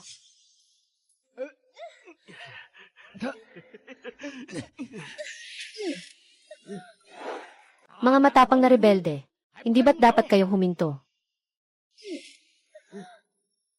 Mga matapang na rebelde, hindi ba't dapat kayong huminto? Ay naku, talagang malas sa tahanan ito. Qingqing, ikaw ay dugo ng puok ng Yao. Nakapagpakasal na kayo sa dakilang guro. Paano kayo makagawa ng ganitong kahihiyan ay naku. Ginoo. Ito. Talagang hindi ito tungkol sa akin. Ang dalaga ang nangakit sa akin. Talagang hindi ito tungkol sa akin. Yao King, ikaw na isang anak ng kasalanan. Sobrang nakakahiya sa akin. Sobrang masama, hindi ito labis para kay Chentang. Ano bang ginawa ng prinsesa? Nawala ng mukha ang Ginoo. Ano bang ginawa ng prinsesa? Nawala ng mukha ang Ginoo. Bakit ka nandito? Nandito ka. Tungkol sa nangyari sa kama. Nagtataka rin ako. Bakit hindi pa nakikita ng dalawa ang tunay na anyo ng tao sa kama? Tiyak na si Prinsesa King An ang sinisisi nila. Kami. Ay. Ha.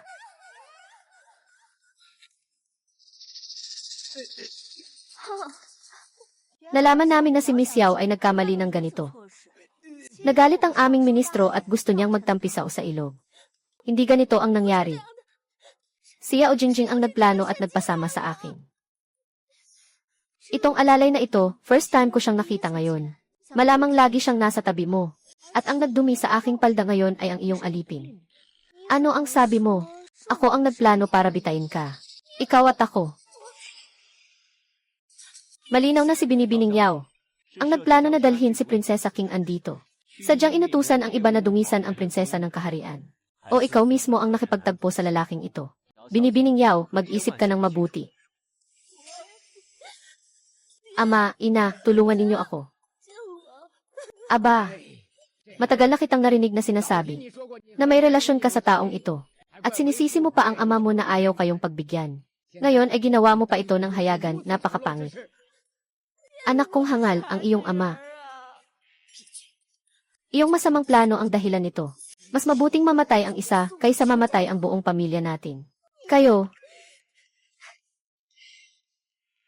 Ako, bilang prinsesa ng lalawigan, ay bagong ipinasok sa kasal ngayon.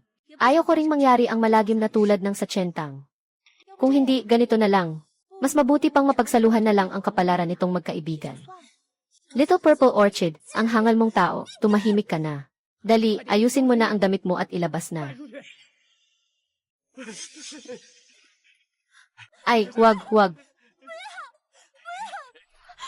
Wag, umalis ka na. Wag, mga magulang ko.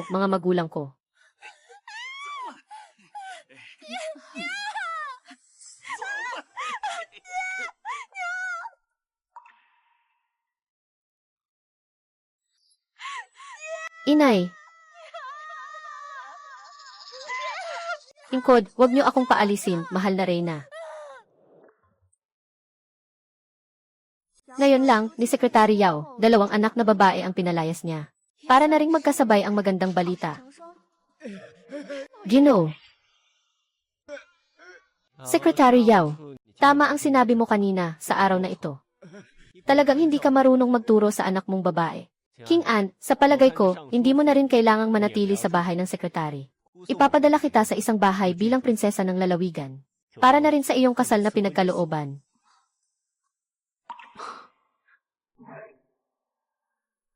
Salamat, prinsipe.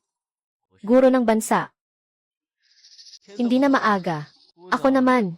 Kailangan ko pang bumalik sa palasyo para magulat sa aking ama. Pakiusap, alagaan mo si King An sa tahanan ng prinsesa.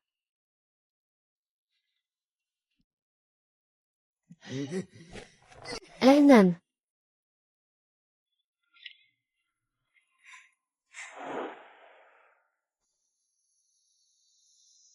Bakit mo ako sinabihan? Dahil ayaw kong may itinatagong anuman sa iyo. Ayaw ko ring mangyari sa iyo ang nangyari ngayong gabi. Ayusin mo ang lahat ng sarili mo. Kahit na ang kasal ngayong gabi ay utos ng emperador. Tunay kong nais na makasama ka habang buhay. Kahit maikli lang ang panahon. Gusto ko ring maging sandigan mo. Naiintindihan mo ba? Dahil naririnig mo ako.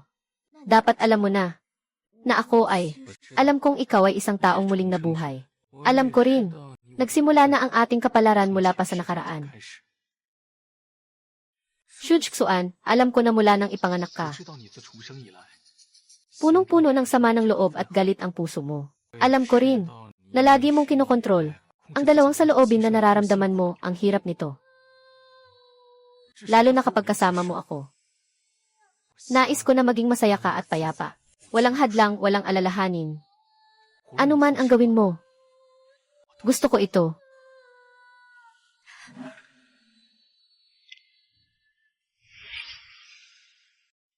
Naiintindihan ko na. Zujksui, mahal kita.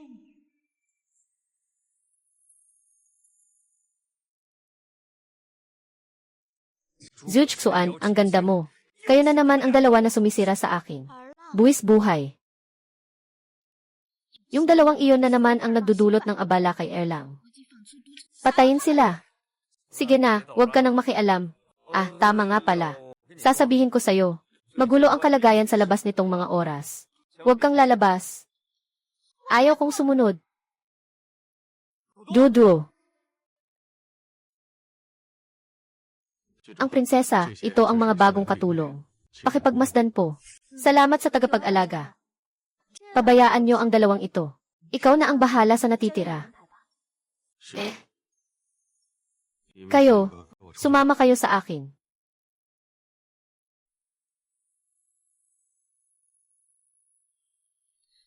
Ginoo, mahusay ako sa medisina. Marunong din ako ng ilang sining ng pakikipaglaban. Hayaan mo akong maglingkod sa iyo ng malapitan. Sige, sakto lang na kailangan kong lumabas mamaya. Sama ka sa akin. CJ, hindi lang siya matalino. Asawa, hintayin mo lang na makahanap ako ng pagkakataon. Para patayin kita para kay Erlang. Tiyak na matutuwa si Erlang.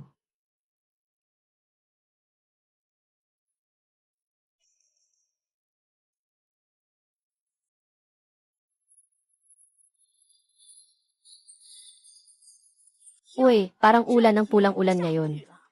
Ang salbahe nitong si New Air, nagawa pa ring mag-asawa. Hindi mo ba alam? Yung anak ng mayamang pamilya, hindi ko alam kung paano. Nasira ang kanyang puri dahil kay New Air. At pinalayas siya. Nahuli na siya. Huwag siyang palayasin. Hulihin siya, huwag siyang palayasin. Alaynan.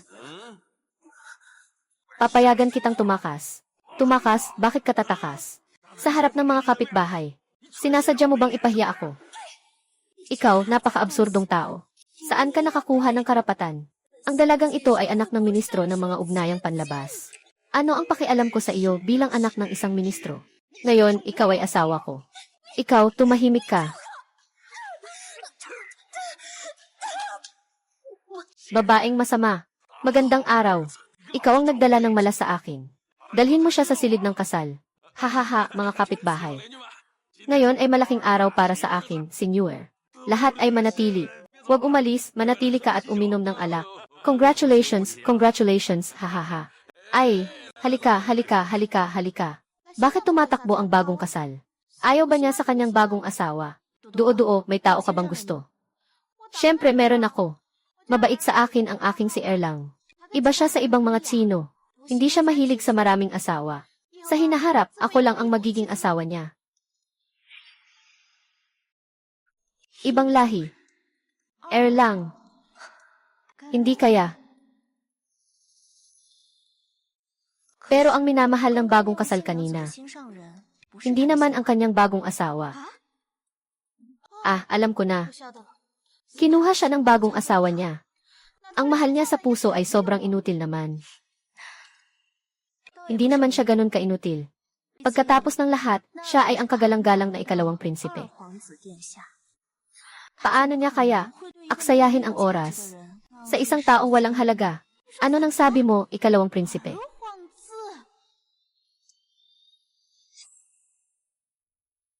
Ano nang sabi mo, ikalawang prinsipe? Nga pala. Pareho kayong may apelidong Yao. Kaya siya ang pangalawang dalaga ng pamilyang Yao mo.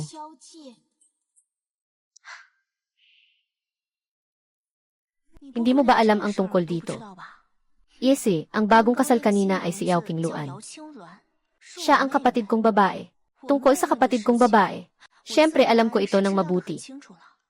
Noong una, napektaan ang kapatid kong babae. Nang mag-alala ang pangalawang prinsipe.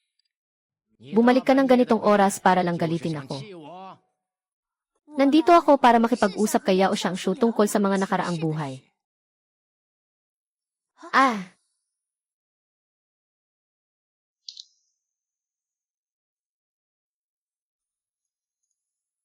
Anong nangyari? May pangalawang taong pinili na lumitaw. Ano ba? Yese, gusto mong sabihin na sa nakaraang buhay ay hindi ka naging maharlikang consort. Sayang, ngayon ay pawang sirang bulaklak at nabuwal na sanga ka na. Wala nang pagkakataon na makapasok ka sa palasyo. Sa nakaraang buhay, si Yao Qingqing ay hindi kailanman na ipagkaloob bilang prinsesa. Dinala siya ni New Er at pinahirapan hanggang sa mamatay. Galit na galit siya sa aming pamilya. Bumalik siya sa muling pagkabuhay para maghiganti sa amin. Sinasabi niya ito sa pamamagitan ng kanyang puso. Lahat na nangyari sa nakaraang buhay ay pawang mga peke lang. Paano mo nalaman? Dahil mayroon din akong alaala ng nakaraang buhay. Dahil mayroon din akong alaala ng nakaraang buhay. Paano mo patutunayan? Si Ginoong Yao ay hindi nakatulog kagabi. Marahil ay nag-aalala siya tungkol sa kanyang kalabang si Ginoong Li. Huwag mag-alala tungkol sa ina ni Ginoong Li. Ngayong gabi ay mamamatay siya dahil sa biglaang karamdaman. Hindi na siya magiging problema pa kay Ginoong Yao. Opo, Ginoo.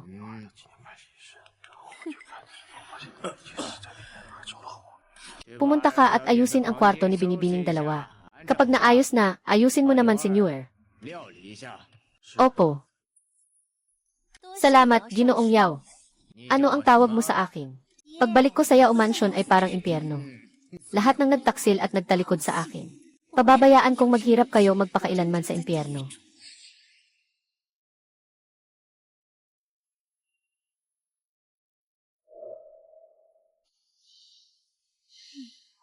Kahapon, nakita ko si Binibining Yao dalawa mo. Ano ba, Yawer? Sinasabi mo si Yao Qingluan. Nag-asawa na siya. Huwag mo na siyang isipin sa hinaharap. Akala ko kung ano na. Mukhang natumba na naman ang ating maliit na sisidlan ng selos. Ano ang pakialam ko kung siya ay nag-asawa o hindi? Sa puso ko, si Duo-Duo lang ang nag-iisa. Alam ko na iba ang trato sa akin ni Erlang.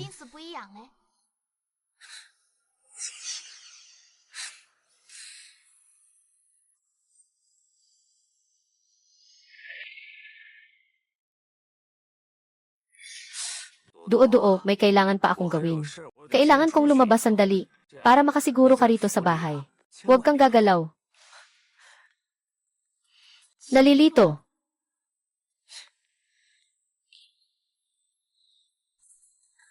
Erlang, ayaw ko sanang gawin ito sa iyo.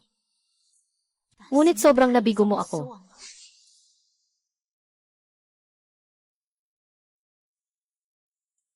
Nandito ka na. Bakit hindi ako tinatanggap ng ina? Alam ba ito ng tatay mo? Tatay ko at ng ina. Dapat mong malaman. Ang pinakamahalaga sa ama ko ay ang kanyang sariling interes. Sino man ang makapagbigay sa kanya ng higit na benepisyo, siya ang kanyang susuportahan. Tinawag kitang ina sa loob ng 17 taon. Ngunit noong gabing iyon, walang awa mo akong pinalaya sa bahay. Alam mo ba, gaano karaming pagdurusa ang kailangan kong tiisin sa kamay ng mga baka? Lahat iyon ay lumipas na. Bakit mo sinasabi yan? Tapos na ba? Pero pakiramdam ko, parang buhay pa rin ako sa gabing yon. 2 buhay bilang tao. Yun ang pinaka-nakakahiya at nakakasakit na gabi. Inakusahan ako ni Yong Jingjing. Iniwan kayo. Sa kamay ng mga magnanakaw. Pinagsamantalahan at nilapastangan. Huwag ka munang magsalita. Medyo hindi ako maganda ang pakiramdam. Tulungan mo akong magsuot ng panloob na damit. Hahaha, laso ng isang ina. Hindi ito matutunaw ng panloob na damit. Araw-araw umaga, umiinom ang ina ng isang mangkok ng sabaw ng ginseng. Matagal na niyang nakasanayan ito. Ngunit ang insenso at sabaw ng ginseng na ginagamit ko sa kwarto ay mga laso na nagpapabilis ng kamatayan.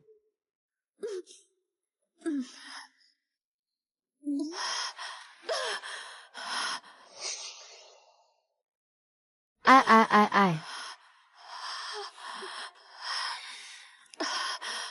Hindi ka palalampasin ng amo mo. Mag-alala ka, ina. Matagal nang inayos ng ama mo ang lahat para sa iyo. Gamit ang isang buhay ng ina. Para mapanatili ang tapat na pagtutulungan namin ni ama ng walang alitan. Lubos na nais ni ama iyon. Ha!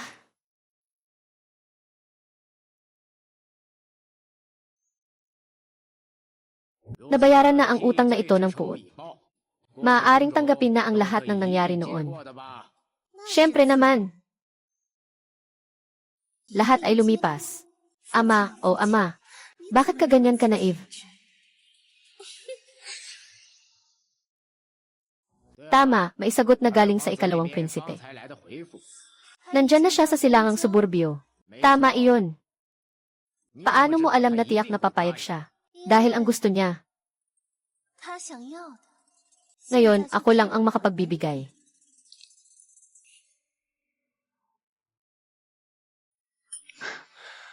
Umiiyak, gusto kitang hanapin. May isang alipin ba sa King Anfu na ang pangalan ay Dodo? Totoo ba na may ganitong tao? Hindi na siya nakita ngayong umaga. Nakalat niya ang nakakalaso na insekto sa kabisera. Nahuli siya kaninang umaga. Akala ko pa kanina na. Sayang, hindi ko siya napigilan. Salamat sa prinsipe na nakahuli sa kanya. Nakaligtas tayo sa isang sakuna. Hindi ako iyon. Si ikalawang emperador iyon. Pinigilan ang pagbabago ng mga insekto sa silangang suburb. At nahuli pa ang pangunahing salarin ang nagpapakalat ng mga lasong insekto sa kabisera. Magaling ang ginawa mo, ikalawa. Lubos akong nasisiyahan. Ha. Narinig ko rin na malaki ang naitulong ni Yao Aiking. Ano, gusto ninyong dalawa ng gantimpala? Ang paglilingkod sa ama ng emperador ay paglilingkod sa dakilang siya. Hindi ko kayang magmalaki, ama. Ama, may isang pakiusap ako na hindi maganda. Ako at ang pangalawang anak na babae ni Ginoong Yao. Si Yao Qingluan ay mayroong tapat na damdamin sa isa't isa. Umaasa akong pagbigyan mo kami ng kasal, ama. Yisat, paano ko narinig na ang Ginoong Yao ay? Ilang araw na ang nakalipas. Na tila totoo ang damdamin namin ni Qingluan. Kung may pagdududa ka, ama, maari kong tanggapin ang posisyon ng pangalawang asawa. Kay kanyang kamahalan na pangalawa. Ha. Tama na. Isa lamang itong posisyon ng isang side consort. Sino man ang gusto mong bigyan, bigyan mo na. Salamat sa dakilang biyaya, Hari. Ama, ang taong ito ay bihasa sa sining ng pagkontrol sa mga insekto. Ako'y may hinala na ang nakaraang peste ng mga insekto sa kabisera. Ay gawa rin ng taong ito. At matagal na siyang nagtago sa bahay ni Prinsesa King An. Ito. Naiintindihan ko ang ibig mong sabihin. Ngunit sa bagay na ito, talagang nag-aalala ka ng sobra. Ang pambansang tagapayo at ang prinsipe. Matagal na nilang iniulat sa akin ang galaw ng taong ito. Pumasok siya sa bahay ng prinsesa para maghiganti kay Qin An. Sa kabutihang palad, may proteksyon si Jing An mula sa pambansang tagapayo. Kaya siya ay ligtas at walang kapahamakan. Ganun ba? Ako nga ang nag-alala ng sobra. Sige na. Mabilis kang maghanda para sa kasal mo. Bakit? Bakit mo ako niloko? Dodo, kung may sisihin ka, sisihin mo yung laso na binigay mo sa akin na mahina. Hindi nito napatay ang buong Jing. Ngayon, nasa kamay na ni Zujksuan ang ebidensya. Hindi kayo nila mahahanap, at sa pamamagitan mo, ako ang mahahanap nila. Ngayon, ang huling kapaki-pakinabang na bagay na kaya mong gawin para sa akin. Kaya't ako ang nagdadala ng mga salot ng Kyoto. Na ito, at pagkatapos ay mamatay.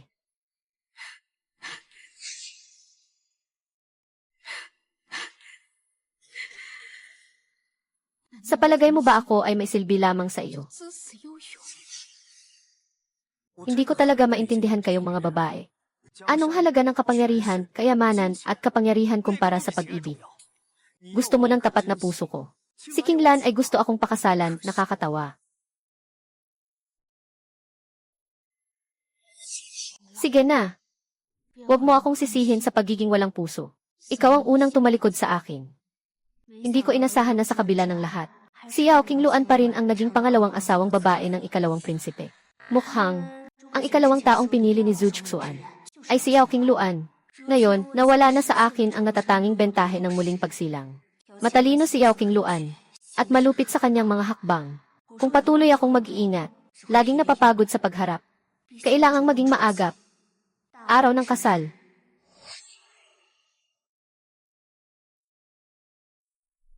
Sige na, sige na. Aking side consort. Kung hindi tayo lalabas ngayon, baka malate na tayo. Dumating na ba si Prinsesa King Anne? Ito.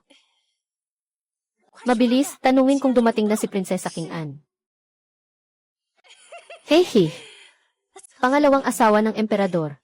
Kahit gaano pa kayo ka-close ng Prinsesa King Anne, huwag kalimutan ang itinakdang magandang araw ng emperador ah. Narito na, narito na. Dumating na ang Prinsesa King Anne. Tara na, oh. Gusto kong gawing araw ng pagdadalamhati ni Yao King ang aking araw ng kasiyahan. Dumating na ang tamang oras.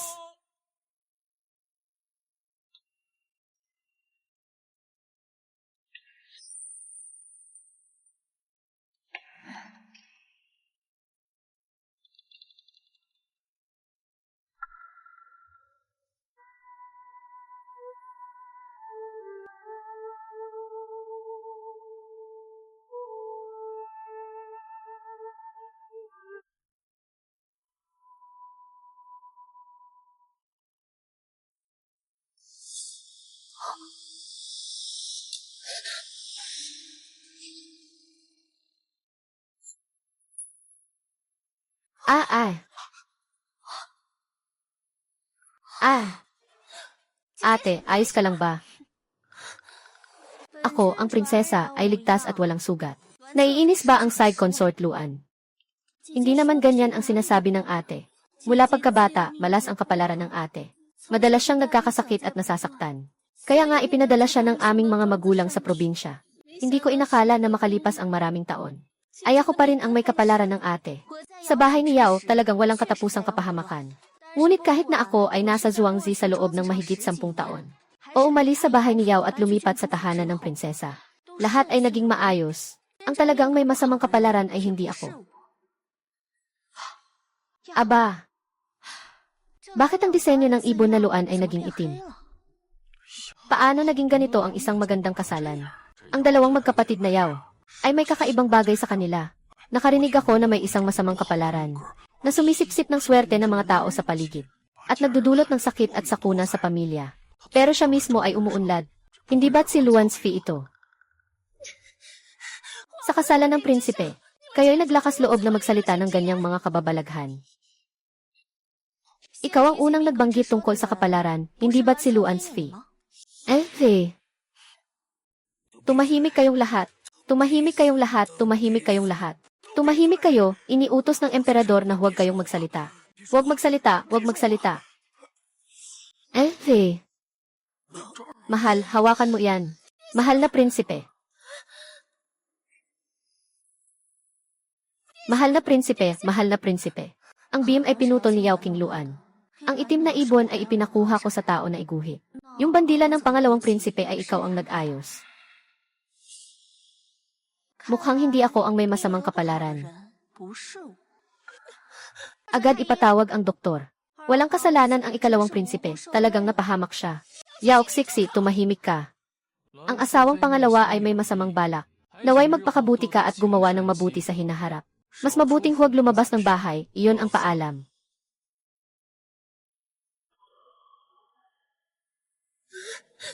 Lumayas kayo, lahat kayo, lumayas.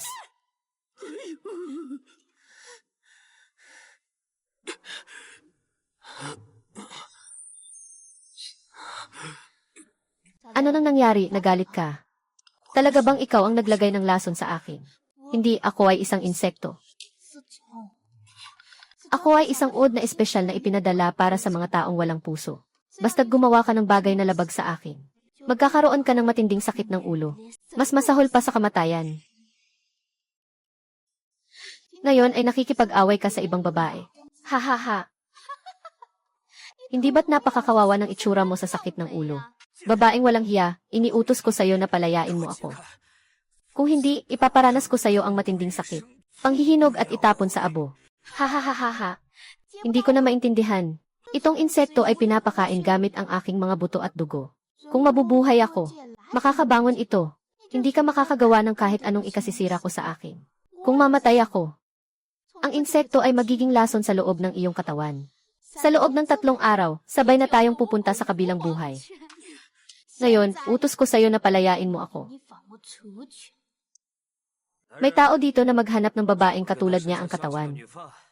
Palitan siya.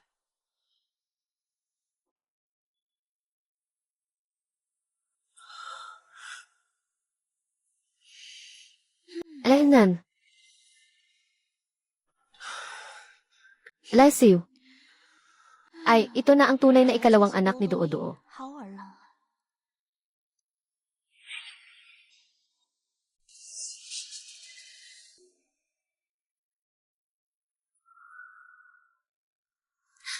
Si Eiji Duo, isang mahalagang mandirigma mula sa South Border, na pinatay noong nakaraang buhay ng hari.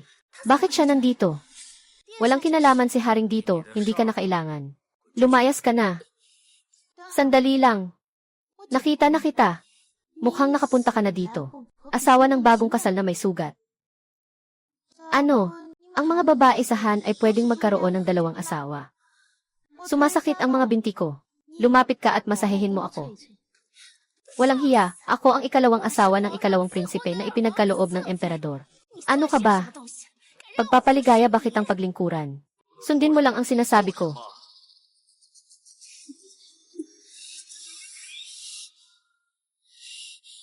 Sa tingin ko si Erlang, tama ang sinabi mo. Pag-ibig o pagmamahal, mas mahalaga ang tunay na kapangyarihan. Kaya gusto kitang gawing emperador. At ako ang magiging reyna mo. Gusto kong ang lahat ng ayaw sa akin ay magpapaligo ng paa sa akin. Dito ay maaaring makain ng laso na pwedeng pumatay sa tao. Dalhin mo ito. Kagatang mabagsik ang emperador. Pwede kang maging emperador. Easy, ang mga barbaro ay mga barbaro talaga. Hindi gumagalaw ang utak nila kahit kaunti. Kung si Haring Pangalawa ay mag-atake agad, hindi ba siya agad mahuli? Lalo na kung mamatay ang emperador. Ang unang tagapagmana ng trono ay ang prinsipe. Maliban na lang kung ipapasa ng prinsipe ang lason sa emperador. May isang propetang si Zujksuan na umiiral. Siyempre, magbibigay siya ng maagang babala sa ating emperador. Hindi ba't malapit na ang kalamidad? Mamatay na ba siya? Hindi siya mamamatay. Nahanap niya si Yao Qingqing. Sa totoo lang. Kalamidad. Prinsesa, ito ay ipinadala kanina sa inyong tahanan. Pakiusap, tingnan ninyo. Alaynan.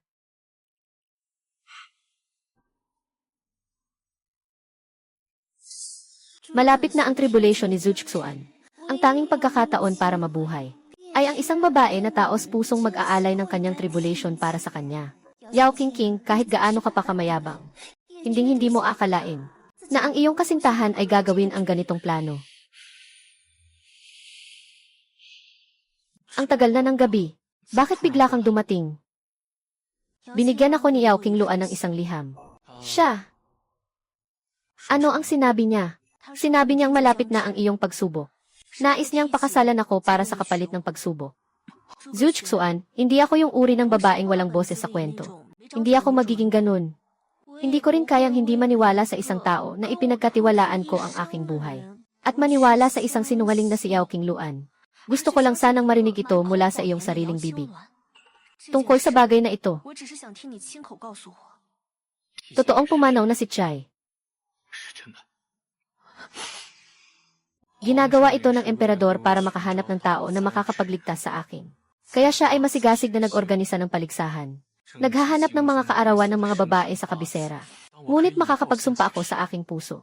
Mula simula hanggang wakas, hindi ko kailanman naisip na gamitin ang buhay ng sinumang inosenteng babae upang iligtas ako sa kapahamakan. Nagsimula akong mag-aral ng daan noong 3 taong gulang. Pamilya at kaanak na malapit. Buhay ko ay inialay para sa elepante. Gusto ko lang talagang makita kung totoo ngang may nakatakdang tao para sa akin. Ano nga ba ang itsura niya? Zujksuan. Ang ikinalulungkot ko, bakit ako ang huli na nakakaalam ng bagay na ito? Huwag kang mag-alala, wala tayong pangalan bilang mag-asawa. At wala rin tayong katotohanang mag-asawa. Ang kalamidad ay hindi kailanman tatanggap sa iyo bilang aking kasintahan. Sabi ko na, nandito ako. Siguradong iingatan kita. Tiwala ang buong puso ko sa'yo. Pero sa mata mo, hindi pa tayo tunay na magkasama. Zuchxuan, mas mabuting maging tapat ka at sumunod sa akin.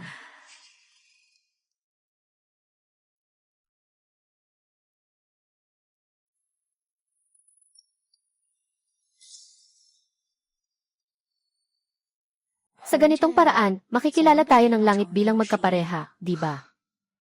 Magagawa natin iyon, pero bakit ka pa gagawin kung ganito? Zuchxuan, pinayagan ako ng langit na muling mabuhay. Para maghiganti sa nakaraang buhay, sa dugo at galit. Nakilala at nakatagpo pa kita. Ito ay isang biyaya mula sa langit. Hindi ko hinahangad na mahaba ang buhay na ito. Gusto ko lang na mamuhay ng masaya araw-araw. Sana ay hindi ko pa rin kayang bitawan. Mukhang kailangan kong ayusin ang mga bagay sa salamin ng maaga, upang pagkatapos ng aking pagsubok, makakapagpahinga ng matiwasay si Kingking. May nangyari sa tanggapan ng guro ng prinsipe. Hindi alam ni Prinsesa King An kung bakit. Galit na lumabas mula sa loob. Pagkatapos ay inanunsyo ng tanggapan ng pambansang guro na magsasara sila. Kahit maliit, narinig ko na parang nagsusuka ng dugo ang pambansang guro. At hindi pa rin magising. CJ!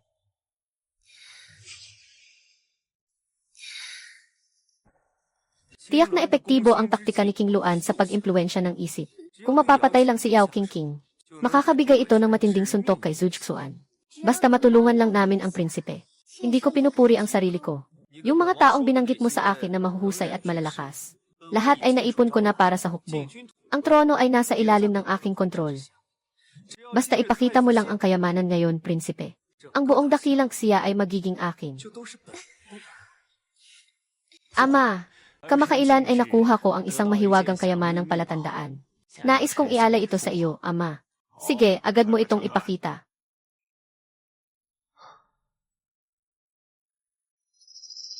Napakabuti ng puso mo, prinsipe.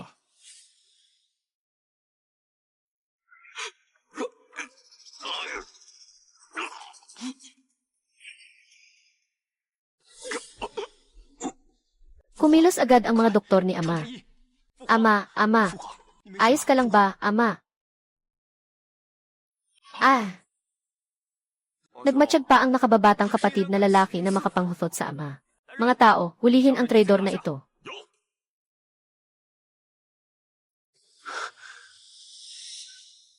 Hoy, ikalawang prinsipe. Sa kasalukuyan, biglang pumanaw ang hari. Nawawala ang kabutihan ni Chujonde. Ikaw lang ang may kakayahang ayusin ang gulo. Pagmamana ng trono. Pagpapanatili ng kaharian. Nananawagan ako sa ikalawang prinsipe na maghari. Nananawagan ako sa ikalawang prinsipe na maghari. Hindi ba't sobrang hindi makapaghintay ang ikalawang kapatid? May kakaibang nangyayari dito. Hindi natin maaaring alisin na may nagsisinungaling o naglagay ng kasinungalingan. Ito ay tungkol sa bansa at kaharian. Paano magiging ganito kasalalay? Mukhang may pagtutol si Datuk Sua. Dalhin ang mga traidor at kasabwat na ito. Yang Anguo, humihikab ka. Ang traidor na sila'y ang Zihua, pumatay sa hari at sa ama. Labag sa malaking seremonya. Ngayon, babarilin kita sa lib. Para guminhawa ang kaluluwa ng aming ama sa langit. Ngayon, panalo pa rin ako, kapatid. Alahinan. General Chang.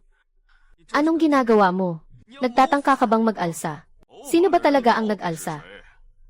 Akala ba niyong lahat ng tao sa mundo ay tanga? Ikaw. Ayaw mo bang mapahamak ang buhay ng anak mo at ng mga kamag-anak mo? Ikalawang prinsipe. Tanging alam lang niya ay gamitin ang mga pamilya ni General Chang bilang panakot. Hindi niya naisip na baka mapalitan siya ng iba. Zuchxuan. Pasensya na po kung ako'y nakasakit sa inyo kanina. Sana'y mapatawad ninyo ako, prinsipe. Alam ko na noon pa man ang plano ninyo ng guro ng estado, kaya't hindi ko kayo masisisi. Matagal nang alam ng guro ng estado ang balak ninyong maghimagsik ngayon.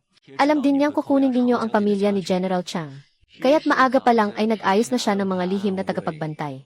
Para palitan si General Chang. Mula simula hanggang katapusan. Isa lang itong palabas na inihanda ng guro ng estado para sa inyo. Mahal na prinsipe, ito ang mga liham mula sa magnanakaw na si Liang Zichui at sa aking mga kasamahan. Tungkol sa mga plano para sa araw na ito at iba pa. Nasa loob lahat ito. Maaaring maging ebidensya. Ang taksil na si Liang Zichui. Kasabwat si Yao ang guo. Ano ang masasabi ninyo? Ay naku, mahal na prinsipe ang inyong lingkod. Pinilit ako lang ang gawin. Ha ha ha ha ha. CJ, ako ay isang magulong opisyal at traidor. Ang galing mong magsalita. Alam mong may lason sa loob ng gift box. Pero pinayagan mong mapahamak ito. Ama, Liang Zihua. Para sa posisyon, mas matindi ka pa sa akin. At ikaw rin, Zhu. Jixuan. Palagi mong sinasabi na susuportahan mo ang dakilang siya. Hari ng bansa. Ngunit nang malapit na ang kapahamakan, hindi mo sinabi. Ikaw rin ay isang taksil. Ikaw rin ay isang rebelde. Sino ang nagsabing hindi ako nakakaalam? Ama. Ako, hindi ko hahayaang malagay sa panganib ang ama. Ang regalong iyong inihanda, ay naayos ko na ng maayos. Ang kahon na dala ko ngayon, ay isang karaniwang od ng bigas lamang. Lahat ng ito, ay ako mismo ang nag-ayos. Ako po, lingkod ninyo. Bagamat hindi kasing husay ni Guro ang medisina ni Dr. Zhang.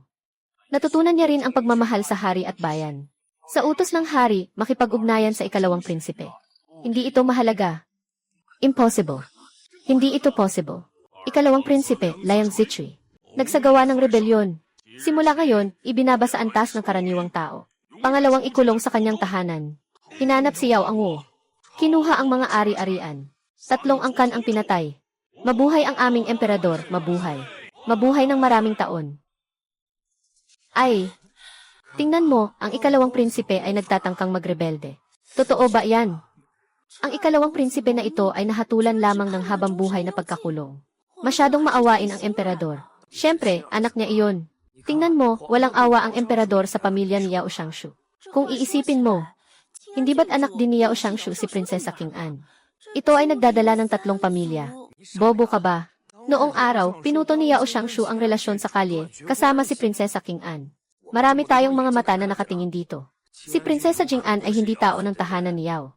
Huwag kang magkalat ng kasinungalingan. Tama. Paano naman si Binibining Yao Zai? Narinig ko na hindi natuloy ang kasal niya sa prinsipe ay dahil sa isang aksidente. Nga. Ibig sabihin, bahagi pa rin siya ng pamilya Yao, di ba? Alainan. May utos ang pambansang guro. Ihatid si Binibining Yao Yai para magkasama muli kay Ginoo Yao at Ginang Yao. Dapat kumpleto ang pamilya. Nga. Bitawan mo ako.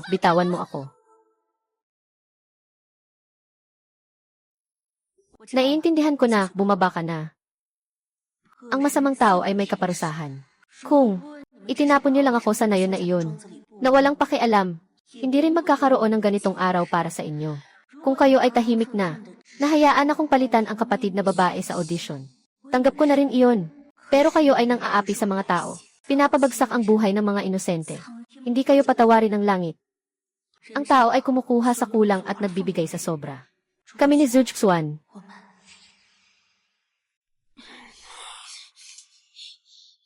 Pakawalan mo ako agad. Ha ha ha ha. Ikaw, mababang babae. Dati ay paulit-ulit mong sinabing mahal mo ako. Ngayon na ako ay nabigo, tatakbo ka na ba? Ayoko talagang ikulong ka. Nagkamali ka. Bakit ako ang dapat makasama mo? May kasalanan, ha ha ha. Noong nakaraan, pinahirapan mo ako ng todo. Ngayon, wala na akong gana sa buhay. Mas mabuti na lang ganito. Unang patayin kita. Tapos, mamamatay na rin ako ng masaya. Hindi mo ako kayang patayin. May nakakalason na insekto sa katawan ko. Kung mamatay ako, lalaganap ang lason. Kapag nadikit, mamamatay ka. Matitigil ang buong lungsod. Totoo ang sinasabi ko, lahat ng ito. Ha ha ha.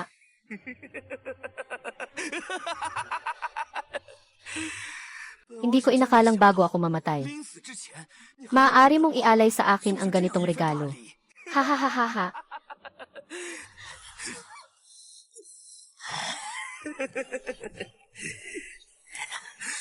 Ha ha ha.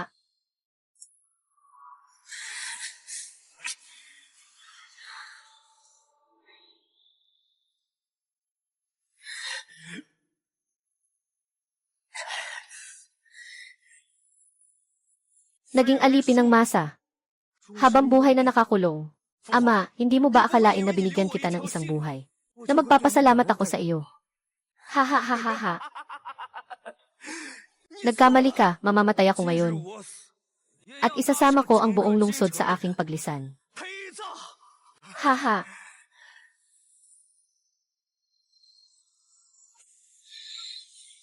Ha ha ha. Ang lasa na usok na ito ay nakakahawa. Kung mamatay na parang yelo. Ilan pa ang natitira mong araw ng buhay? Di ko alam kung mapapalad ka bang mailigtas ang bumagsak na kapalaran ng bansa ngayon. Ha ha.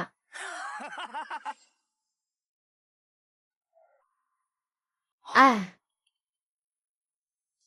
Sai, huli na ang lahat para sa kasal. Ang mga nagmamahal ay madalas na lumalabag sa batas ng langit. Handang tanggapin ang parusa ng langit. Ang tanging minamahal ko ay si Kingking.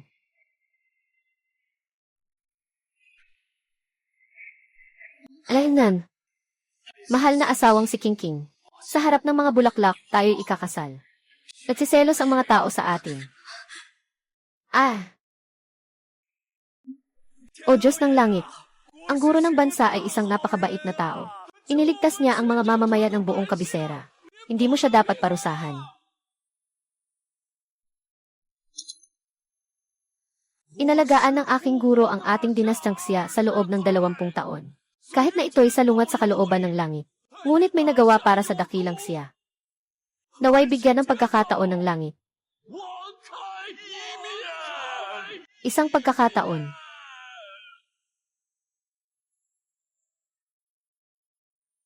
Zilchxuan.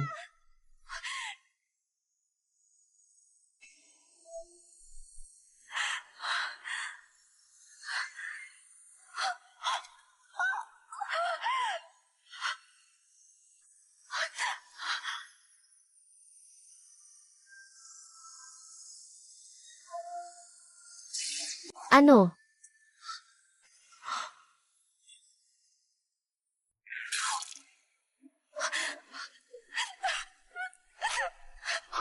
Talaga bang isang papel na ibon lang ang nais mong ipasa sa akin? Kapag bumaba ako sa impyerno, saka kita pagbabayarin. CJ, kung may susunod na buhay, sama-sama kita sa buong buhay ko.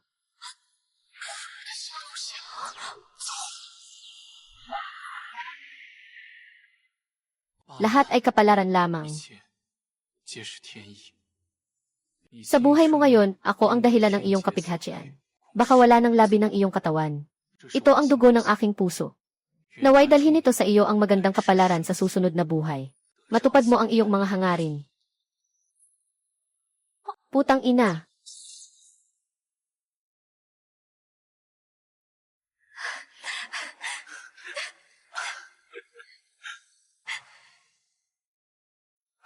Lumiyab ang araw. Ama! Ay, hindi pala namatay ang guro ng kaharian. Walang masama sa pambansang guro. Ayos na ayos, hahaha. Walang masama sa pambansang guro, ayos na ayos. Hahaha. Bakit ang dami ng tao? Hindi mo na maririnig. Ang tinig ng puso mo. Parang talaga itong nawala. Kahit hindi ko na marinig, alam ko pa rin ang iniisip mo. Totoo. Si Ministro Zhuxuan ay humihiling na maging saksi ang hari at ang lahat ng mamamayan. Na agad na ipakasal si Prinsesa King An na si Yao Qingqing bilang kanyang asawa. CJ, hahaha, hindi ko talaga iniisip iyon.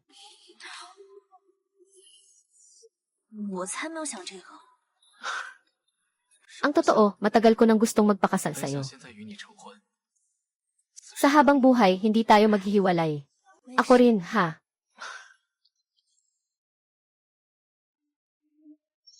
CJ. Hahaha. Ay, ang ganda talaga.